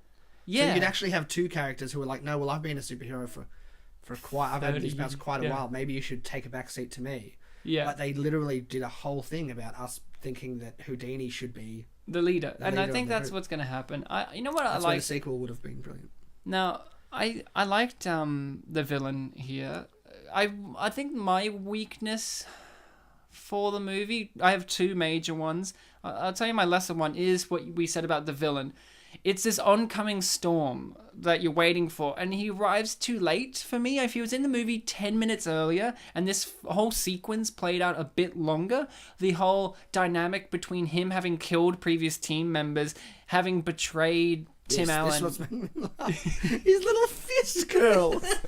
Why is he just he's fighting like in the 1950s. Yeah, but it's just funny that he like curls up his fist like a dinosaur and punches away the rocks. And I think what would have worked for me is more development of the dynamic between the villain and the heroes. Like, Tim Allen's, I would like it if they tried to get him into this vortex without trying to hurt him, because it's Tim Allen's brother. I love those kind of things in comic books and in sci-fi where a hero has been brainwashed and you have to try and save them from without hurting them. And they didn't take that in this thing. He also looks like Black Panther in his suit. Am I the only one who thinks that of Tim Allen? It's that kind of material. Yeah. And this hard silver edge. And for me, I think the major weakness of this movie is that it got made in 2000. I thought you were going to leave it there. They should have never made this film. No, I think, if this was made in 2014, it got made alongside, if this got made by, the Gunn brothers, who were, it would have been an amazing, it would have been recognized. I'd like to see someone justify, that's not what that's a weakness, that's not what I'm saying. I know it's not what you're saying, but I'd like to hear that. I think this would have been great as a radio play. You know what I mean? I think there's so many visual things. Nah. Very visual story. I mean, I guess that's, in a way, you saying that it feels like a older 60s product in a different way. Yeah, that's kind of good. I think I would read this as a comic. I mean, not saying it can't be a movie. It can. I just think it would almost translate better to a comic. Yeah, a comic or radio play for me. I'd love to hear Tim Allen each week fighting his way to freedom. There's actually a list of films that the sequels that don't happen would have been better than the film we got. And that's not to say this isn't a good film, but the sequel that could have happened to this, we also have very little about this dynamic between the older brother, chronologically, and the biologically older brother, and how that would have worked. Jackie or what happened Tim to him Allen's now? character is the younger brother in their scenario, but obviously he's in his 50s. So it would have been great to have a scene in the second film where that dynamic is a problem. I would love a sequel in which he has to reintroduce him to modern day society because he's been gone for 30 years. And that's always a good sort of thing to see. It's always great. And it would have been great because we could have had a touch of tragedy Yeah. with Zoom not sort of having to hand over his brother to the teenagers of the group because he goes, I'm I'm not your age, you know, like you need to be around Young people now. young people, even though you're from, you know, My time. you're still pretty much an adolescent. We need to, like, you have to hang out with these guys, and I have to take a back seat like a parent, and that would be a heart-wrenching decision to see on screen. And plot twist, Fez is alive. Yeah, that would be Just great. for some Wilma just to get him Vanderama. in. Plot twist. This guy's my favorite character, by the way. That's actually a pretty good choice. And the cool thing, Bartek, is we could have had a flashback scene in the sequel where the original fight with Concussion, and you could have gotten all the actors who played the Fez team. is still in his that 70s And- show outfit. And Fez, the reason Fez is still alive is because he like jumped into the vortex with him or sacrificed himself in some way. That would have been great. That would have been great. Or scene. Fez's powers This actually... is just cheating. I thought He this... should not be allowed to play soccer. And if he's allowed to play soccer, it should be clear that he's not allowed to use his powers. Here's my favorite part. I actually saw this scene and Out followed of that main context. kid. No. I watched it within the movie, and I saw the main kid kicking the soccer ball. I'm like, who's this kid? Yeah. I'm like, I don't know who they're like, because you know, by the beats of the movie, they're showing each kid and how they're adapted to modern day society, like with the powers. I'm like, who's this kid? I don't remember soccer. Yeah, yeah. he's got friends. Usually in the soccer game, like the This- star is like the guy who kicks really And she well. became what she hated. Like we said, this film, whilst it's a good film, does have its flaws, and its flaw here is that we didn't see anything that made us think she wanted to be a cheerleader. Or anything like her enemies. Or anything like and that the cheerleaders were mean to her, and she used her powers to be mean back to the cheerleaders. I And it think- seems like the cheerleaders are like only like they like her for her abilities. So I think it's a really limited sort of character like development with her. Oh, she's a cheerleader at the end because now the girls who hated her don't hate her, but it was a mutual hate. I think it was a symbolic thing that it established earlier in the film that the cheerleader is the popular type of character, and this She's showing that now- like she's a cheerleader, but not so much that she's a cheerleader. She's popular. Yeah, Yeah. I can appreciate that kind of thing, but I think Thank it's you. not as well fleshed out as the other characters' developments. Well, yeah. I think that Yeah. also why does Mega Boy not have fingers in his gloves? Does that seem strange? Everyone else has fingers. Nah, it doesn't If need you 'cause didn't he has to need them, expand. That's probably a reference to Snow Day because it's the mittens. Yeah, no, he has to expand his fingers. He has to. And So also, his fingers would expand within the gloves, and the gloves would expand themselves. why didn't Mr. Pibb get an epilogue scene? Now, here's my favorite. He's part of the team, though. He's up amongst those. Oh yeah, He he's is. in And- the spaceship and so with is the brother Concussion, that's what I with Colonic. Yeah, you know, he's up there with him. Like, Isn't that his name? colon cleanse. What? Well, Colonic. Concussion. Yeah, that's it. No, You, this... oh, you really made that mistake. Okay. No, I was foreshadowing to Chevy Chase. We like to poo in our pants. We like to poo in our pants. Wait, there's What? no reason Your for favorite you singing character's that song. name? Halloween bully.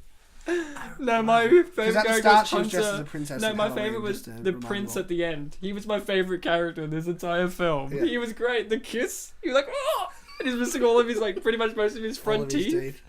Alright, so Kid got into a fight. the movie's finishing up, guys. And this is where it seems like, yes, this was a fun movie to be on. Yeah, The especially kids are definitely having Courtney. fun. I mean, if I was a little girl and I got to be in a superhero movie, I would have been ecstatic.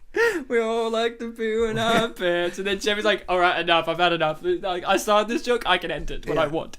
Before we get into our reviews and ratings, is there any final things we would kind of want to bring up? This movie has a lot to unpack, and I feel like we've unpacked a good portion, but is there anything else? I guess it's because the ending went so quickly. It's like, oh, we got to talk about all the things that That, you know... that we thought of just then. But That I think we spent colostomy got up a to. lot of the time during the larger portion of the film not talking about the film itself, and so that's probably. Well, no, we talked about a good that. portion of it. The thing is, it's one of these movies where it's like a movie that takes... It's like a play. Where a play takes place all in one space, and a lot of talking goes on. This movie didn't just have talking, but it was all a lot in one space, and it all kind of feels like, let's say there's, for argument's sake, 60 scenes. They felt together like 4 scenes. You know? Yeah, That's okay. the problem with talking about movies like this in depth. But I think we've given it a good go. But is there anything else? Like, favorite character? yeah, a lot of the things you were just mentioning there is just reminding me of Oscar because that was set in one place. Exactly. also, too. I think that Favorite character. favorite character's hard. It's I hard think that to my choose favorite. favorites. I actually like Houdini. Oh, I think okay. he has of the superhero characters themselves, he has the most growth. Because the princess, she just gets to be her princess little self. She doesn't really have to change. Summer changes, but it kind of children be sense. children. Let children be children. Mega Boy doesn't have to change either. He just becomes more confident. Whereas I feel like he potentially actually grows from being one type of person to another type of person. And I know that we've said that maybe it feels like there's a scene missing that explains that, but I feel like it's done quite well. So I'd have to say he's my favourite character. And I love the name. I think Mega Boy. because a big not Mega Houdini. I think a big part of I've said coming up with a superhero's name and coming up with their costume is huge, and I like naming a superhero is very important. And I think that Houdini is just a kind of a cool one-word name that kind of makes sense for his powers, and I thought it was really clever. It's almost as good as Colostomy, I agree. Colostomy bag, man. Bartek, favourite? If you have to pick one? And Concussion's a good name on that end as well. Yeah, I agree. Of the whole film or just of the main... Which character? The whole Who's your film. favourite character? Favourite character? You I can say think- congestion. No, it's constipation. There, you got it. What was his name again? Concussion. That's it. Concussion. Here, like Oh. this, Ryan. Dong! Oh! Anyway. I actually like Chevy Chase in this one. He was really up there for me, mainly because I like Chevy Chase as an actor. And I think he was having a good time, don't you? Oh, definitely. He was singing the Pooh song. Was that why he was your favourite? No, I liked him overall because he just had a lot of... He had good comedy in this film. When he was spinning in the chair when he was pushed. Yeah. Which we didn't talk about that. That was actually a funny scene because the freaking princess got offended that he hurt Yeah. Mega Boy or something He like was that. like, get out of here. Yeah, I just found it funny in the whole scene where he's in the outdoor environment, which is very small. Like you said, he had a really good physical comedy there, and I just think that of all the films that we've done with him in it, I think this one kind of shines his performance the brightest, even though the other two were very good. Yeah, like Chevy Chase in Nothing But Trouble, he's wasted. In Snow Day, Nothing But Trouble had plenty of other things. Snow Day, Love. Snow Day, he is a gem in the snow because he has that great scene in Snow Day where it's just like, oh, he's wearing girl's anklet. Oh, that's fine, that's what boys do. Wait, anklet? Like, that alone is a 10 I'm star. like, did you say anklet? I think that Chevy Chase's character is probably more like it feels more central to the story in Snow Day because like he's the one we begin with in Snow Day, whereas and I think and most of the time your most comedic performance is not meant to come from your protagonist. Yeah. So I feel like that's probably where it shines best for him because he's not. Oh, well, Chevy Chase has shown that a protagonist character can be the funniest character easily with the vacation movies. He's the funniest character for me, personally. What was our concluding statement about Chevy Chase and Snow Day? It was like his plot was that he wanted to wear pants. Yeah, his character arc was he wanted to wear pants, yeah. Now, let's go into reviews and rating. I'm going to go straight out the gate here. Zoom was a fantastic movie. It was an academy for superheroes, you might say. And I had never seen the movie until I had to do it for this show. And when we do movies for this show that I have not seen before, sometimes I have to admit I'm surprised. Thoroughly surprised. We do this show enough now where I can kind of get the beats and the feelings of why these things aren't appreciated or what doesn't work or why I like this is perfect for the show. This is a genuine surprise to me. This is a movie that came out in an era where family entertainment, I will say, live action wise, was spot on. Like with Zathura was around the same time and Sky High obviously and Deck the Halls and all these live action family entertainments where when people think of family entertainment, they think Pixar, they think DreamWorks. It's very easy to go the animated route, but I think the live action movies during this period of time, even just before the Muniz era with Frankie Muniz and Big Fat Lion, all this live action kids entertainment was really spot on. While today I don't feel it as much with the live action one. They feel like more throwaway, more slapped together. When people think live action kids entertainment, they don't say Zoom. They will say something like Hocus Pocus or this and this or Goonies and all that, and that's great. But Zoom for me is a gem in all of it. It's just forgotten. I think that if another part is like you got to remember its target audience. Its target audience is family and young children. I think that if they had wanted to appeal to a larger audience or a more mature audience. I think with our 4 main superheroes having the powers that they have, Mega Boy's powers would hold it back. Yeah. I think the inflatable boy or the boy who enlarges parts of himself, I think those are the kind of powers that you expect from something from a children's sort of thing. Yeah. If you'd wanted to appeal to a larger group of people, Mega Boy would have had to have a different kind of power. Oh yeah, but there's nothing wrong with appealing to children, and that's fantastic. And I praise this movie for that. I like the fact that it got actors, old and young, they show off their talents. Like the kid, the Mega Boy, he did 3 movies with Tim Allen in that year alone, and including the Shaggy Dog, right? Including the Shaggy Dog and Santa Claus 2, I do believe. And he was a great actor during that period of time. Where is he now? I'm not too sure, but. And then you get people like Tim Allen, and this is the part of the Tim Allen, era where he was just in every movie, and it was great. I think I read somewhere that Wild Hogs is where his career kind of... Yeah, Wild Hogs kind of finished him off, and that's upsetting. And then you get people like Kate Mara's in this, who we now know as an actress. 10 years on. 10 years on. And, and I like Chevy Chase. Obviously, we've talked enough about him, but... And my least favorite character, Rip Torn, still a great actor, because think, this is a period of time where Rip Torn was doing Men in Black. He was doing this. He was doing that. Dodgeball. This was an era for every actor that was in this, whether their career was blossoming or being revived again, or it was just a home run from a run they were already on. I think that this movie is fantastic. I think it's great for kids. I think it's great for adults. I think it's great for everyone, and it's a real imaginative style of a superhero film for children. If I have to give this a rating, it's very hard to give such an emotional piece of work a rating, but if I had to, I would say that it would be 5 invisible apples out of 5. You proud of that rating, Ryan? I actually really am proud of that. Like, I was thinking about this movie, and that was a sequence I really liked, the idea. I've never seen that with invisible powers as much, the idea that they touch something and it goes invisible as well. It's usually like this idea like, oh, they have to make their clothes special to go invisible. Yeah, like that. no, but I don't see that as much. That again strengthens my argument about how the sight powers later make sense, because he can affect the visible spectrum outside of his own body as well. And So, it had a it's beginning, quite middle, nice. end. Like the first time you see it, barely anything. Second time, ooh, pretty good. Third time, Bam. spot Does on. that mean when he touches someone, they go invisible? So the great idea is, again, when you lead to the sequel, is the character's powers have growth.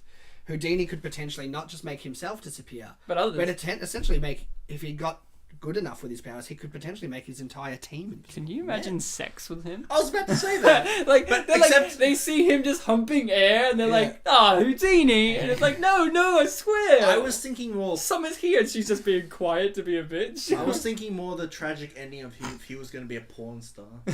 People buy his It would've films and been- it's like, but well, nothing's If happening. if this film was like a teen comedy, we probably would have had a sex scene where Houdini disappears and leaves some girl naked, like in front of her parents or something. Zoom. He would have Police Academy. That would actually be very funny. Summer's parents come in and he's like, doing and then she's standing there like naked in her room by herself, and her parents have to be like, oh well, and the dad would be like, well, at least there's not a boy in there, and then us as the audience, dramatic irony, like, oh. It reminds me of The Amazing Spider-Man. Alright, Sam, since you're on a roll, let's hear your review and rating. Again, I think this film has a lot of really lovely things to it. I think I can kind of understand why it's unappreciated and it may have slipped through the cracks, but I don't think it's a fault of the film. I think it's potentially a fault of like marketing on the film's behalf and that sort of stuff, is maybe they didn't put themselves out there enough. They had life-size cutouts, the Sam. film is quality harder. I think that there are some really tender moments that actually shine quite brightly through the film. I'm going to rate it probably 8 vibrating fingers out of 8. You got to keep the 2 thumbs just in case. You grip onto something. Keep those thumbs out of there. The pinkies. Bartek, the pinkies, yeah. Bartek, let's hear from you. The No, you got to thumbs. use the pinkies for the clit. No, the Jeez. thumbs so you can hold on. That's what I was saying. But they don't vibrate. The thumbs stay stationary to get good You grip. touch the back of the bum. I do, just before you start, I do like the fact that Tim Allen, now I don't know about superheroes as much, but I like how Tim Allen did mention that they had to design special clothes for him so they don't vibrate off of him. Well, that I kind don't of know goes... if that's that's a thing. That kind of makes a little bit of sense because superheroes usually wear onesies, in the so I guess the Flash can move fast enough that he vibrates through solid matter. Like he vibrates his molecules, and they move within the space of other molecules. So it kind of like a reference to other superhero stuff. Yeah. So it just goes to show that they did their homework on that. A+.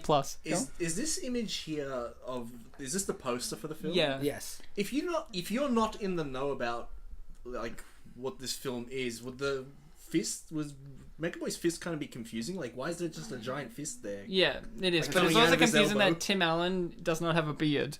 A goatee. So, true. let's hear from Yeah, you. I actually noticed That's a trivia Well, fact. They actually. obviously, One of they the obviously trivia facts took is the like, photo, he and at doesn't no have point one. does he shave it off, which would have made He does actually shave in the Does movie. he? Courtney Cox notices. She's like, "You shaved." He's like, "I'm surprised you Did you noticed." shave off the beard? No, he just shaved in general. Oh, around the beard. Yeah. Oh, great. What if this straight? Because as we know, like in films, the like changing of hair or the cutting of hair or shaving of the face is usually a big to be deal? very symbolic. Like yeah. The Room. Yeah, it's a big deal.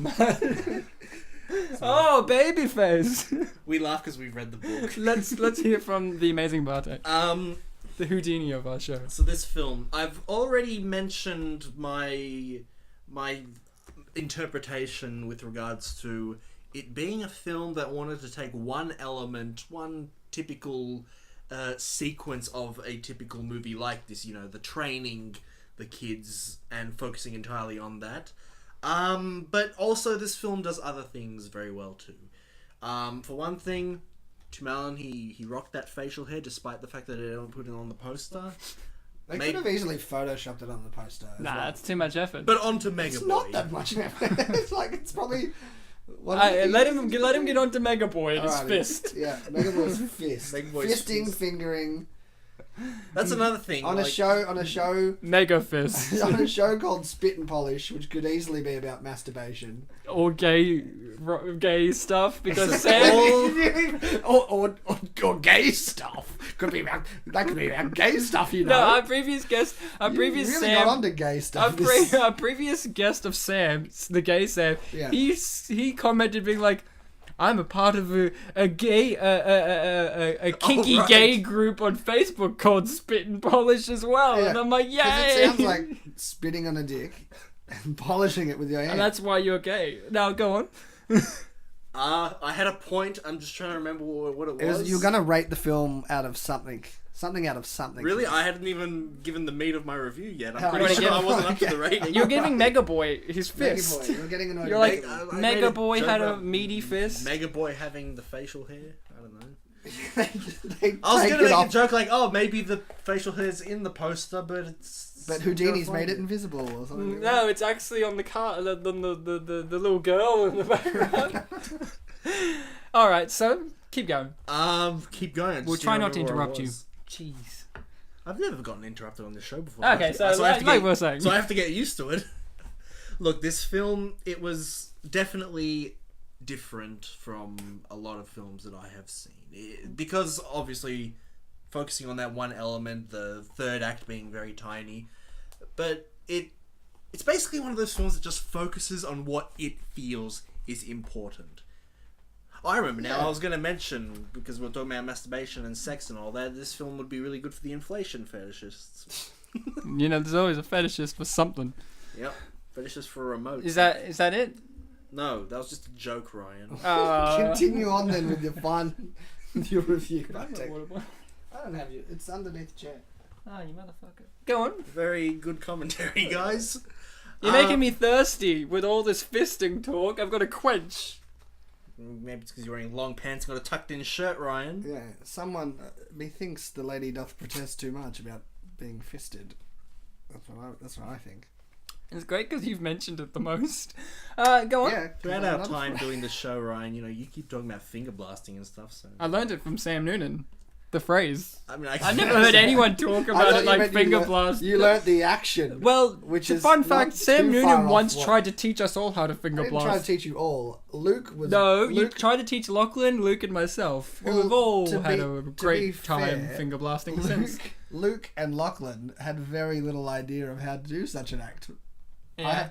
They needed me, Ryan. You might not have, but they didn't. needed The me. greatest part was I just never teacher said I at did heart. need you, but like you just You were assumed- there. No, but I never said teach me. The other guy's like, oh, they let you know that they needed it. I was just quiet, so you just assume like, oh, he's a pro, he knows. Like he doesn't need help. And that is my review. Come to me for help. Come on, Bartek. Sorry. If I had to give this film a rating, I would give it... I had a rating actually, but now I can't remember what it is because I've been just enjoying the experience of doing this episode so Was it going to be haircuts? I think it was actually related to Tim Allen's finger, but... You know, I got in there before. So- I know you did it, but I had something else. Can't remember though. I'm going to give this film a rating of... Hey, come on, let's just chill out and have a great time. Yeah, that's my favorite kind of rating. Yeah. My thing before starting the reviews from IMDb, we've only got the reviews from IMDb. One of the things I was really bummed out about was Concussion was a young man. I really would have liked it if he came out of the vortex and he was Rip Torn. Why? He was the villain the whole time. Well, because you just No, laughed, so... M. Night Shyamalan. Bull crap. Wait, and then Timmerman's like, "You're what?" And then he's like, "No, you are." And it turns back and Tim Allen's now Rip Torn. And then it keeps going. Each one of them, it's like a virus. You all become Rip Torn. And then that's like, the little girl is Rip Torn. I said this to my girlfriend and she's like, no, you should have Rip Torn's face on her body. And I'm like, no, you should have her face on Rip Torn's body in the little pink disagree. poodle I'm outfit. agreeing with Rachel on that one. Rip Torn's face. You know, Ryan, you were on the going body. somewhere that I was going to be like, oh, that makes sense why this is a double feature with Zathura, because it has a twist of, oh, at a different age, you were the main character. Yeah, different age of Rip Torn. But then you went full silly. Okay, now talking into full silly, we have a great review here from Aaron. That is 3 stars. It's my housemate. From 2006. It's called Someone Lost the Promise. The Promise? What country is he from, Ryan? America. Someone lost the promise. First off, a tiny bit about me. Yes! Everyone listen to Aaron. Thanks, Aaron. Number 1, I took my daughters, 13 and 10, to this movie. Number 2, I tend to enjoy children's movies and I love sci-fi. Number 3, my wife and I mostly agreed about the quality of this movie. Number 4, I've never rated a movie before. Can I change my favourite character to Aaron? You will have to hold on, there's plenty of great reviews, but let's keep going. Although I agree with many points from the first posting, I do think this movie had promise. It seems to me that if all characters were developed properly, that the screenplay had been more carefully thought out, that the technical filming of the show had gone better, in brackets, boom mic. Like, I guess there was a boom mic. We'll get onto Go that. to the goof section. Oh, trust me, we'll get onto the boom mic later. Okay. That there are cohesiveness to the whole story, and that the actual plot had been more fully developed, that this movie could have been spectacular. I was even willing to accept the storyline until the kids were mysteriously found, dutifully waiting in their room when they were supposed to be hiding. After that, it went downhill quickly for me. I would have liked to see some more exemplary development of the kids' powers, the kind of foreshadowing that is later revealed in how they save the day, i.e. a scene of Summer controlling the paintballs would have helped me believe better her focused power use in the end of the film. Why spend all that time watching Cindy throw ton weights at a target? That's true. She never throws anything at the end. She but just she hits does, it like a bat. We do see she hits a ball like a bat. So How we do did see that. Dylan's ability with the apple help in the end? Oh, it was Dylan. The reason I thought his name was Zach is because his name was Zach in the OC. What did they do with Tucker to help him learn to control his bloating? How is mind sight related to invisibility? Don't even get me started on Miss Cox's character, which I thought she played well. Like, What a weird way to put that. Is he saying that he didn't like the character, but she did well with what she was I given? think that's what he's saying. The human stories here have to do with the kids as outcasts in life. Let's develop that more than the 2 short bits about the girls and Jack finally relating to Dylan. Zoom needed to grow with each kid to show his own growth and bring out his determination to succeed. Then again, succeed at what? I think Tim Allen does a great job with the unknown aspect of the plot. He has no motivation, he gives none. But without a believable reason to drive the plot of the kids' trainings, we get what we saw. Also, there's nothing socially dangerous about the threat of concussion. It seems a personal vendetta or overblown fear that Larrabee is concerned about.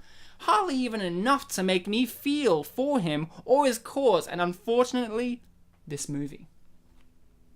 Finally, let's chew on continuity and technical prowess. Like, yay, finally. I was thinking I saw the boom mic 5 times, but let's not quibble. Aren't people paid to notice these things? The director even?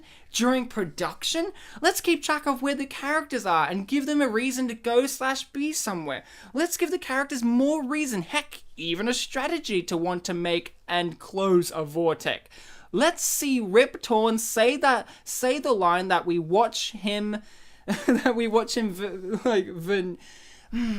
just trying to pronounce. Do you want me to help? Yeah. What's the word?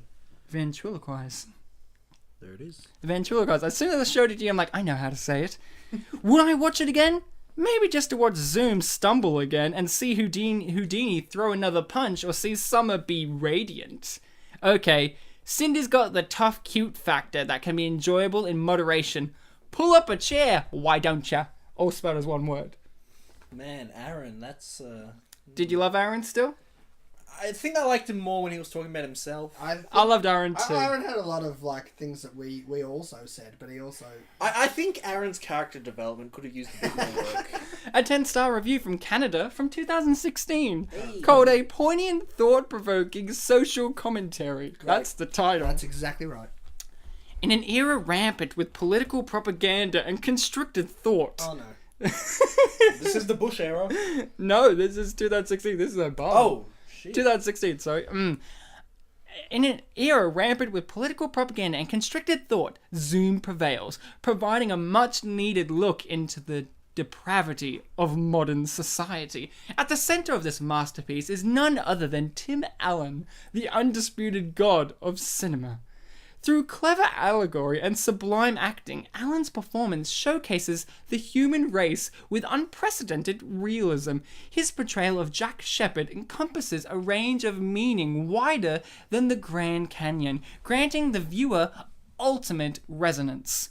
As the film progresses, an increasing amount of thought is demanded from the viewer. Certain plot points vanish, and the film transcends the realm of entertainment and enters that of prophecy.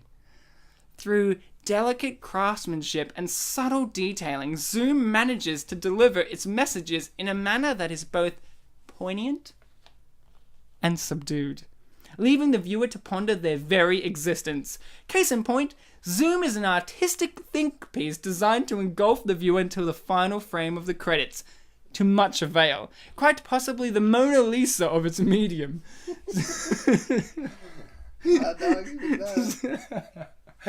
Zoom is unequivocally a masterpiece, and its political and social relevance shall know no bounds. And that's that review. What did you think, Bartek? Yeah, I mean, I'm looking at Tim Allen right now on the screen. His eyes do follow me as I move. Yeah. I think another thing that's very common is using the last name Shepherd for a character. It's a biblical reference. Yes, it is a biblical reference. And it's usually paired with something very simple like Jack or John. No. What about, what was the main character's name in Big Fat Liar? He was a shepherd. Oh, yeah. No, we have a 3-star review here. And it's great, to say the least. Peter Hewitt is an awful and lazy director. Remember how in the 70s you could tell the production value of a film by how often you saw the boom mic fall into the view of the actors? Well, thanks to boom operator Daryl Purdy. He named the guy. I'm going to call out this fucking boom operator. This And the dickhead who can't do laziness. his goddamn job. And the laziness of Peter, I apparently never watched the dailies, Hewitt. What? Is this gonna be like that Monkey Bone review Yeah. where the guy calls The laziness of Peter, I apparently never watched the dailies, Hewitt. You can see the boom mic fall into the view 3 separate times. That said, allow me to point out that the cute little girl who acts as badly as her speech impediment can't save the film in the same way that the Brady Bunch would not have been popular with the show devoted to Cindy Brady. There was so much wasted possibility showing us the background of these characters. The overuse of montage and college-like editing would not have been needed in this case. Also, the film has 3 apparent villains in the film, except none of them are bad, and we never know why 2 of them are necessarily considered bad, but that's okay, because the story is written by someone... Who's the third villain? I guess Chevy Chase? No, it's not a villain. Because he's withholding information. That's the only thing I can come up with, okay? I don't know about that. Think about it, okay. Oh. Okay, but that's okay, because the story is written by someone with or perhaps short-term memory loss as significant as the character in Memento. The story has no continuity. Tim Allen hates the kids, he plays with the kids, he feels sorry for the kids. No, wait, he doesn't understand why he's there to train the kids. For the love of God, make up your mind! Nothing in the movie fits together. And in the movie, the super evil villain, whom we have waited 90 minutes to see, gets a scolding in the last 6 minutes of the movie, and then it's over. Does he? Didn't Peter Hewitt read the script before filming? Oh no, wait. This is the same guy that gave us Bogus Journey. You remember the sequel that ended the Bill and Ted franchise? Not to mention the Garfield movie, a comic strip so revered for 30 years they made it into a Saturday morning cartoon, but the movie that couldn't keep the audience's attention for 90 minutes. Success based solely on a lack of other children films during its release and parents who grew up with the Garfield, the previous generation. Why does Peter Hewitt get work? Why? After all, it is the director's responsibility for many things, including having a working script and a vision before starting a project. The expectations being Andy Warhol. I love this. The expectations being Andy Warhol, whose audience base was so stoned to notice, and Francis Ford Coppola's with Apocalypse Now, who had several $1 million to keep his dream afloat. Peter Hewitt should be ashamed of himself for this crap. And that's it. Wouldn't it be a plot twist that it was actually written by Peter Hewitt? It's not There's a written lot by to Peter say Hewitt. about that. First of all, Bogus Journeys. I, Funny. I like it more than the first one. I think that Death is great in Another- Bogus another- Journeys. it's funny because like we had people like he mentioned continuity, and we have people who are throwing some sort of terminology that not everyone uses at us. Yeah. But then he can't sort of like put it together that the screenwriter and the director are often 2 different people. Yeah. And also blaming the boom operator, but not the Cameraman. camera. Or the Cameraman director. or the editor. Well, most of the time, if a boom comes down too far, it is usually the boom operator. But But anyone who's slung boom, But yeah, it's very hard to keep. yeah, but you need to communicate with them. Yeah, that So- needs to be said. Oh, that boom! Like the cameraman has to be paying close enough attention to say, "Hey, Get that the out." boom came Yeah. into the shot. Do we need to shoot that again?" Get And that the out of last- the way, Daryl Purdy. Sorry, I And just have to reread the that. last thing to mention is he mentioned 3 antagonists. I think he was talking about Mina Bully. Oh yeah, Nina that Bully, guy. It was an antagonist. It's true. I take back my statement about the Excuse only me. being 2. We have one from 2013, guys. Brilliant and severely underrated film. 10 stars. Now, watch out, guys. Watch out. This review Contains the S word. may contain spoilers, and not half spoilers. Full spoilers. That's a reference to something like. I watched this film first when I was about 9. So of course I found it awesome. I've loved this movie since I was 9. It's cheesy, cute, funny, charming, and consists of a cast which works so flawlessly together. This film, truthfully and cheesily, is kind of exactly what I want out of life. To have a group of friends that will help you through anything, and to be treasured for being different, and to be able to use my differences to help people and save the world. This film is so cute, seriously. Faster than fast, truer than true. In the pursuit of justice, there is no speed limit. Ha ha. As a typical teenage girl, my favorite character would be Dylan. Dylan, and not just because he's cute, but because his powers are so awesome, as well as his attitude. His I don't care attitude, which eventually grows into this cute team leader attitude, where he'll do anything for Zoom, or Summer, or Cindy, or Tucker. I like that, not because he's cute, but because this thing, and that makes him cute. It's just adorable. Truthfully, I'm being quite general in this review, as this film was a slight part of my childhood, and I remember going to school and pretending to get a headache above my eyebrow and looking down hallways which were miles away from me. Yeah, I'm a dork. Truthfully, I kind of refuse to point out the flaws in this film. There is flaws, I'm not denying that. Okay, guys, quick plot description. This film is based around 4 kids with extraordinary abilities. A 6-year-old girl named Cindy, who is insanely strong. A 12-year-old guy? A 12-year-old guy named Tucker, who has the strangest ability ever. He can exaggerate his body parts and make them grow huge at will. A 16-year-old girl named Summer, who is telekinetic, and a 17-year-old guy named Dylan, with the ability to turn invisible and to see places and people in his mind without being there with them or being in that area. And these 4 kids are led by former superhero Zoom, or Jack as he now prefers to be called, who's played by the great Tim Allen. I love how they have to have that distinction, the great Tim Allen. And at first, he seems all washed up and useless, but gradually turns out to be a father figure to these kids. They become a superhero team who fight against a villain named Concussion. I'm gonna leave it at that, because the ending's the best bit, and I don't want to give away all the twists. The twist being that he's Zoom's brother. No, the blowy power. Okay. Yes. Here's the gist. This film is awesome. It's probably the perfect kids superhero movie, and I still love it as much as I did about 7 years ago.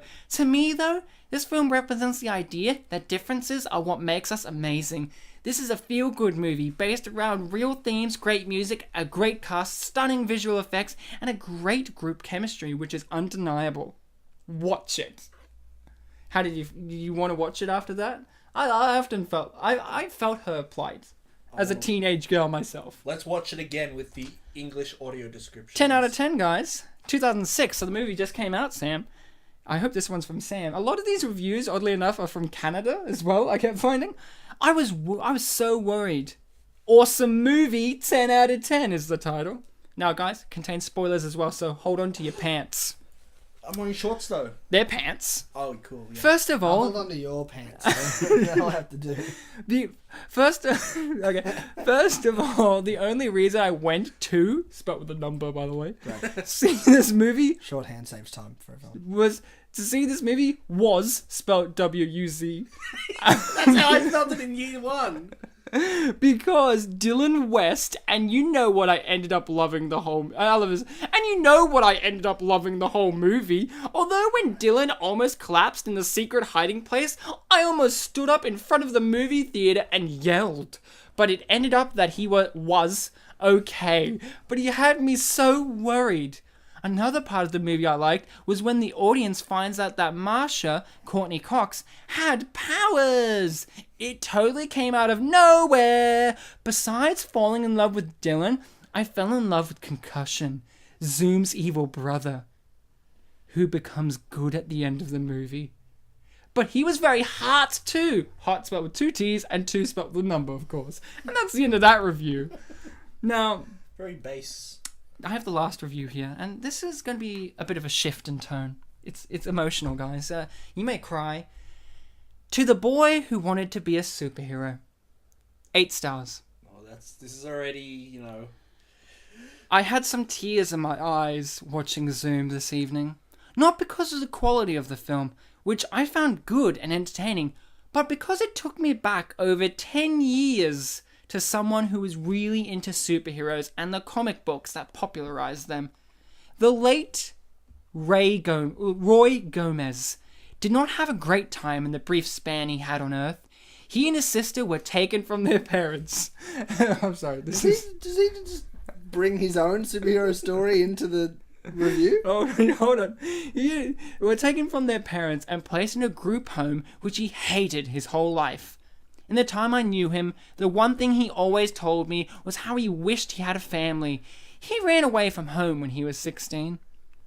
What his venue of escape from life that a life that included drug addiction and AIDS were comic books. This is terrible. I don't know why I'm laughing. He discovered the world of superheroes while in the group home. He knew and followed every one of them. He loved science fiction as well and was as addicted to Star Trek as he was with crack. That's a good line. We've had AIDS and crack so far. Fond memories of watching Star Trek and lighting up a crack pipe. But this is about Zoom. Yeah, I'm gonna. Every time I see a film involving superheroes with the computer-generated special effects that were unheard of in my youth, I do think of Roy and how he loved these films. I didn't get that this was an old man reminiscing until now. But this one especially got me. It was the way Tim Allen and Courtney Cox created a family-like atmosphere for the gifted kids in their charge. They trained them, but also shielded and protected them from those who would exploit them. I thought this was what Roy dreamed about as a kid. Someone to take and adopt him into just such a group.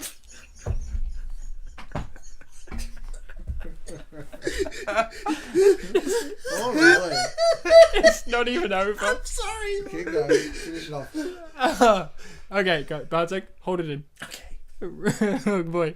Roy died. I'm so sorry. I actually am crying, to be I'm fair. crying too. Roy died in 1996 at the age of 26. He would have loved seeing the film adaptations of The Punisher, The Fantastic Four, and The New Superman.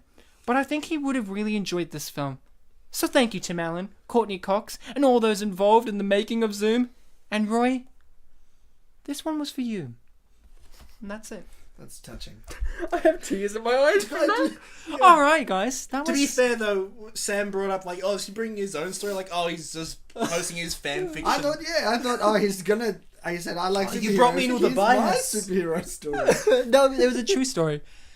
That was emotional, guys. You guys have been fantastic. There was a point where like, he was talking about the film as a whole. I'm like, oh, that was a real story. And I was like, that was really touching. Then I remember the crack line. That's when I started pissing myself. He was addicted to Star Trek as he was.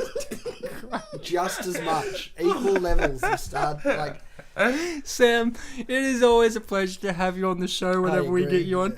Bartek, I think we've gone through an emotional experience with Zoom today. Yes, we have. You guys, if you're still listening, that is, you guys have been fantastic, amazing, wonderful listening people. If you guys want to support us in any way, we have our Facebook page, the Spit and Polish Presents, in which you can like that, and we have some extra bonus content kind of stuff on there, just pictures, little videos. Don't go to the masturbation one. Don't go on the kinky group. That's a different one. We Unless have you're a post Unless on you there. want to do that, We have a post on there where you can suggest films for this show, because hey, we may not know what films to cover. I mean, we may have never done Zoom. I had never seen it before. If it wasn't for a Tim Allen cutout, I may have not remembered this. And also, if it didn't come with Zathura, it was like a double treat. Well, it's like Surf Ninjas. If I had not previously told you that it was an unappreciated masterpiece, Exactly. before the Be birth like of this- Sam. Yeah, be like me. Be like Sam and finger blast your way to freedom. Those You guys, of my generation do not surf. those of my generation. Classic. Not so you guys have been great, and as always, remember to be kind to each other. Kind to each other. Not kind to each other, guys. Actual kind. We say this at the end of every episode, I think, because it's important. If the world was a kinder place, there wouldn't be so much unkindness. You can quote me on that on my gravestone, because it's very deep and meaningful. Just like, what was the name of the guy who died? Roy. Just like Roy. I am just like Roy. Wait, what was the thing? You had to stop to ask the name of the dead Roy guy. is a very I think there's only important one way to end this, Be end this kind, episode. just like blank, because blank Blank. was someone to inspire Who was addicted to crack like Star Trek as much. So the only way I think we can end this with is like an I am Spartacus moment, which is I am Roy. I think we're all Roy. I am Roy. I'm sometimes Roy. I'm Roy. We like Roy. I'm Roy. We like Roy. When people are like, oh, why isn't Roy in Smash 4? But we play all the Koopalings and there was a Roy there, so now there are 2 Roys in Smash Brothers. I am Roy. You are Roy. You are Roy. And you guys at home, never forget to stop being Roy. Stay Roy. Roy spelled backwards is your. You're Roy!